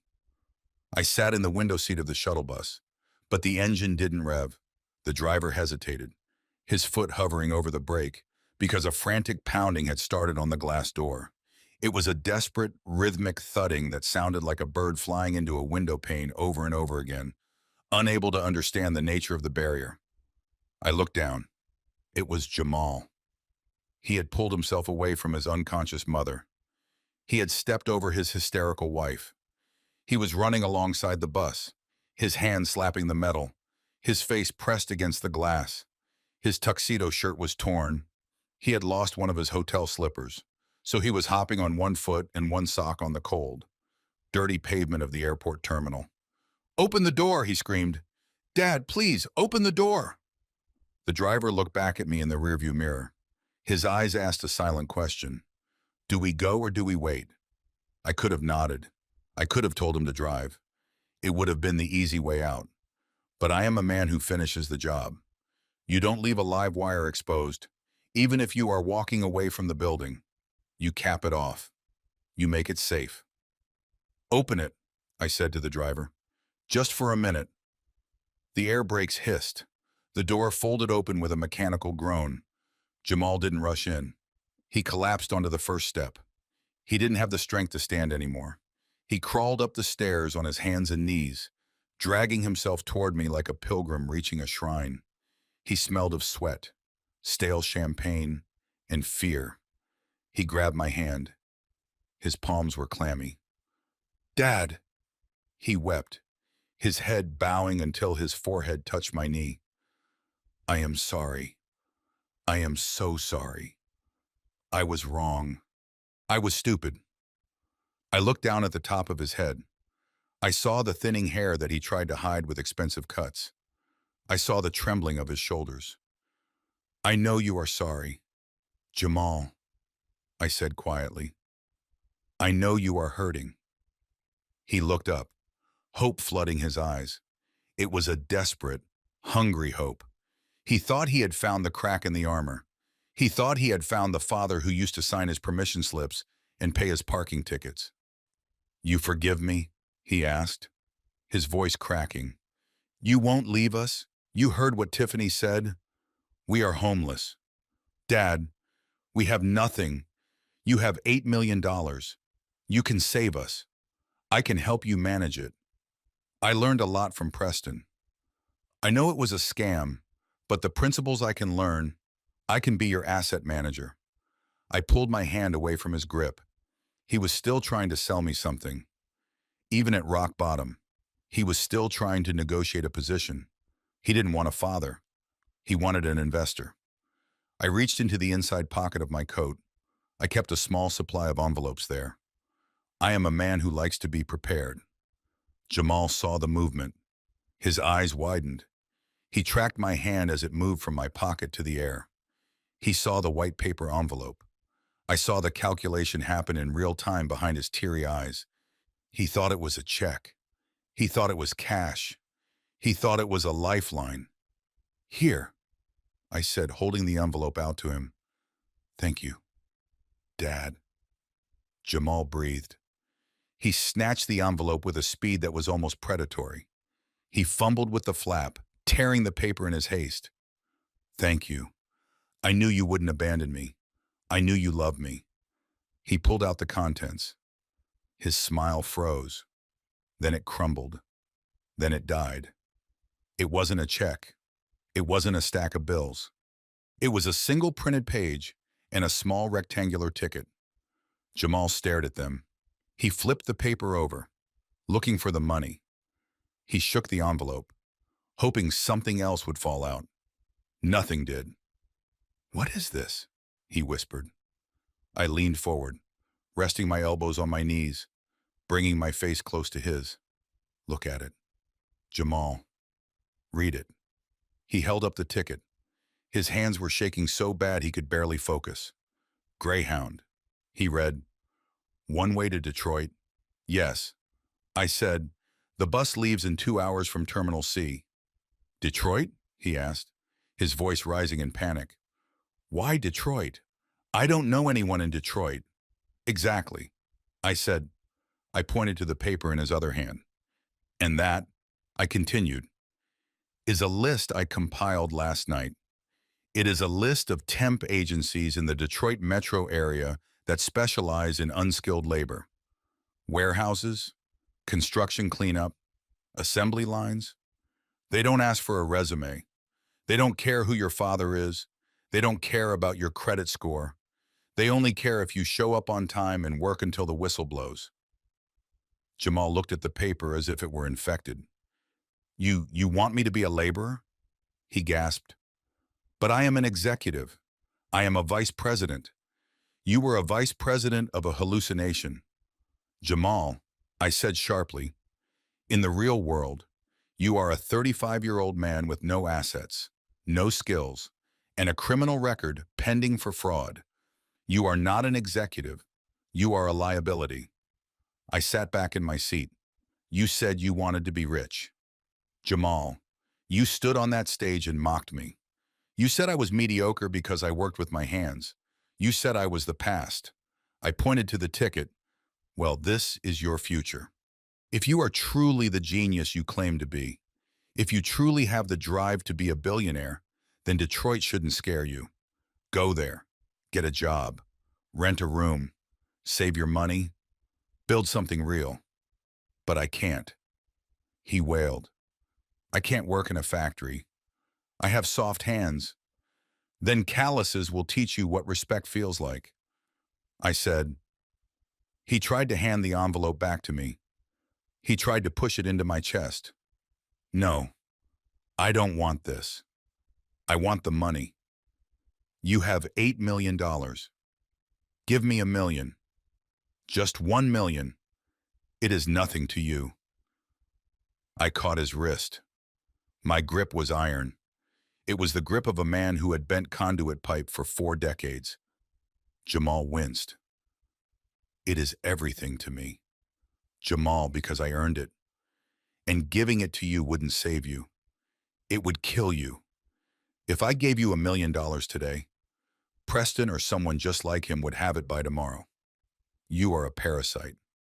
Jamal, you have spent your entire life attaching yourself to a host. First me, then your mother, then Preston. You drain them until they are dry, and then you look for the next vein. I shoved his hand back. I am removing the host. But I will starve. He screamed.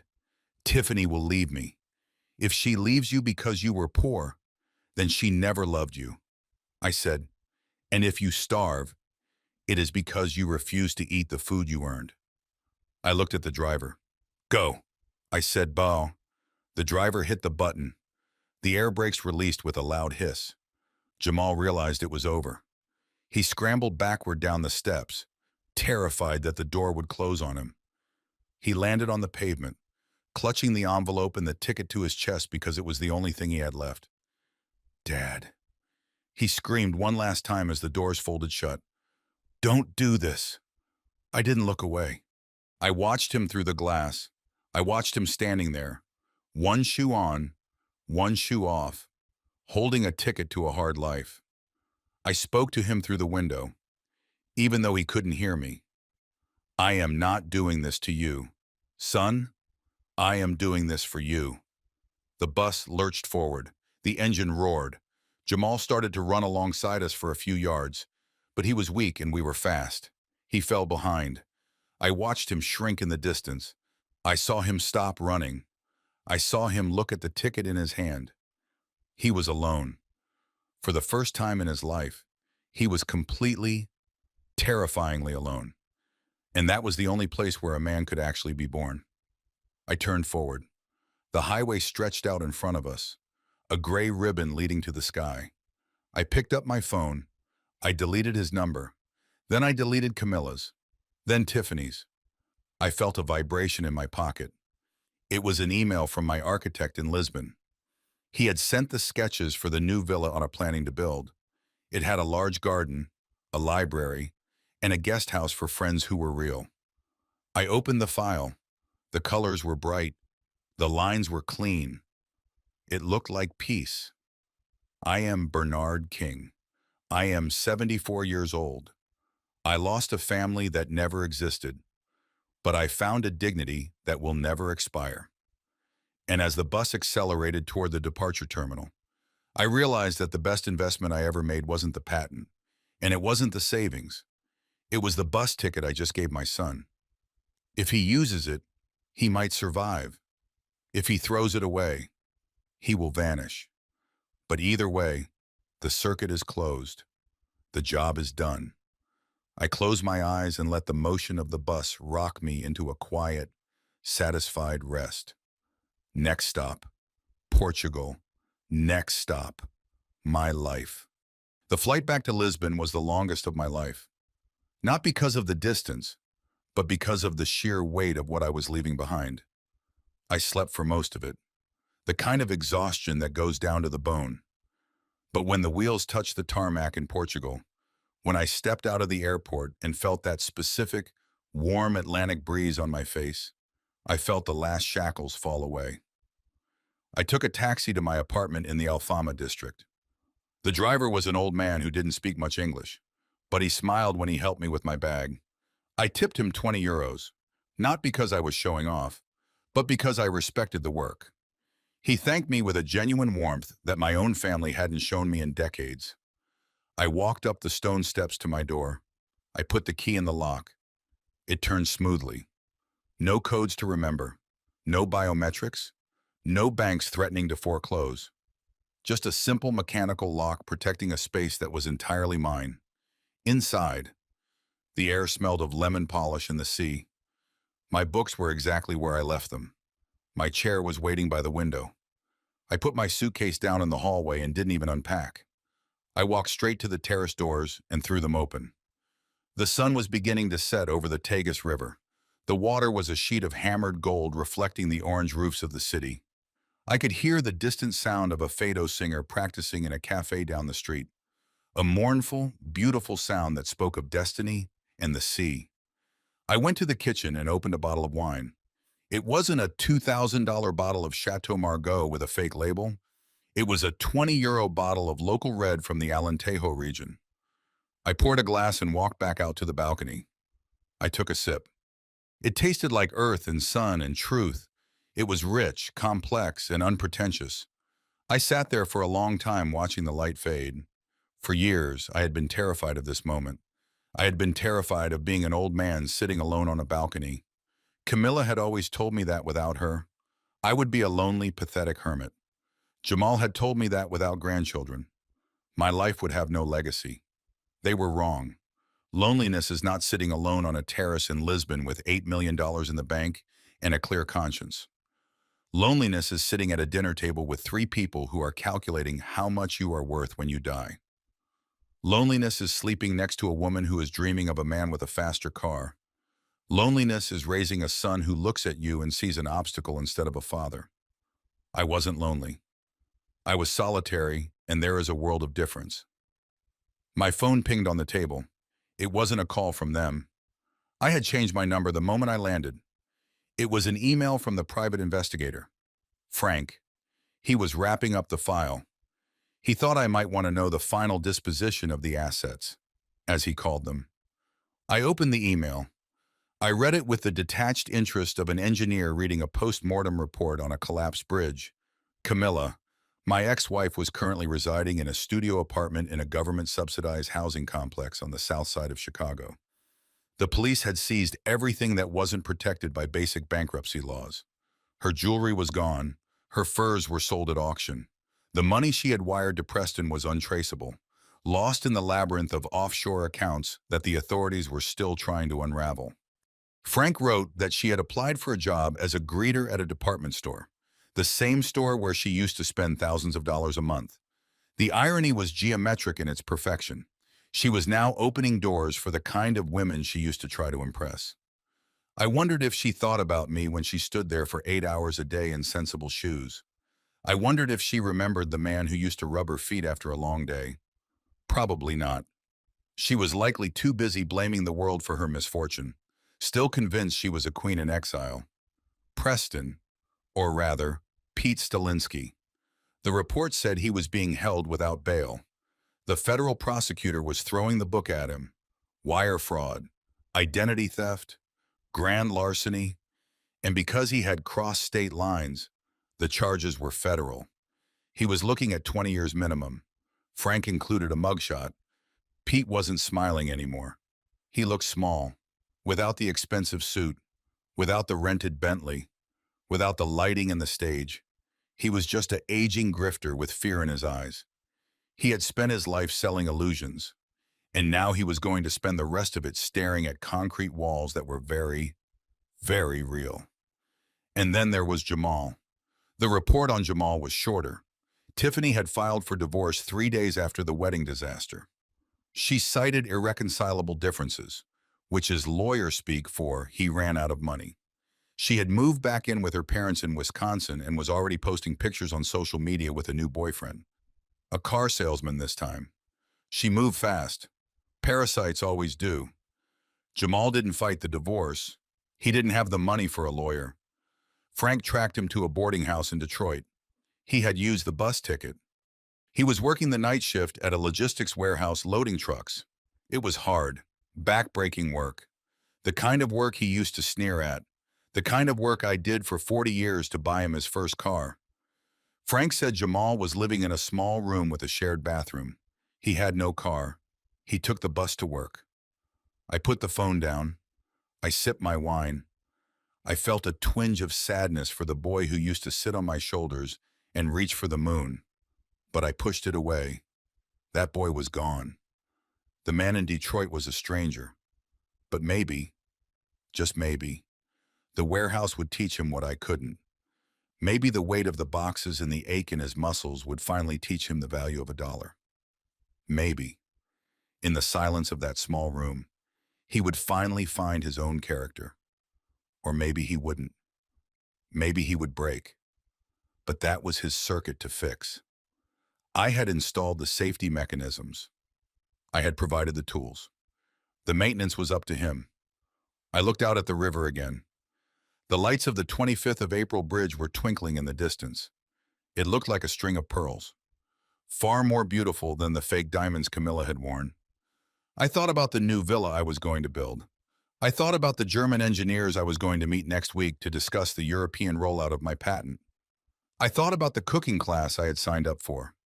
I realized that for the first time in my life, I wasn't living for someone else. I wasn't the provider. I wasn't the safety net. I wasn't the wallet. I was just Bernard, and Bernard was happy. I finished the wine. The sky was now a deep velvet purple.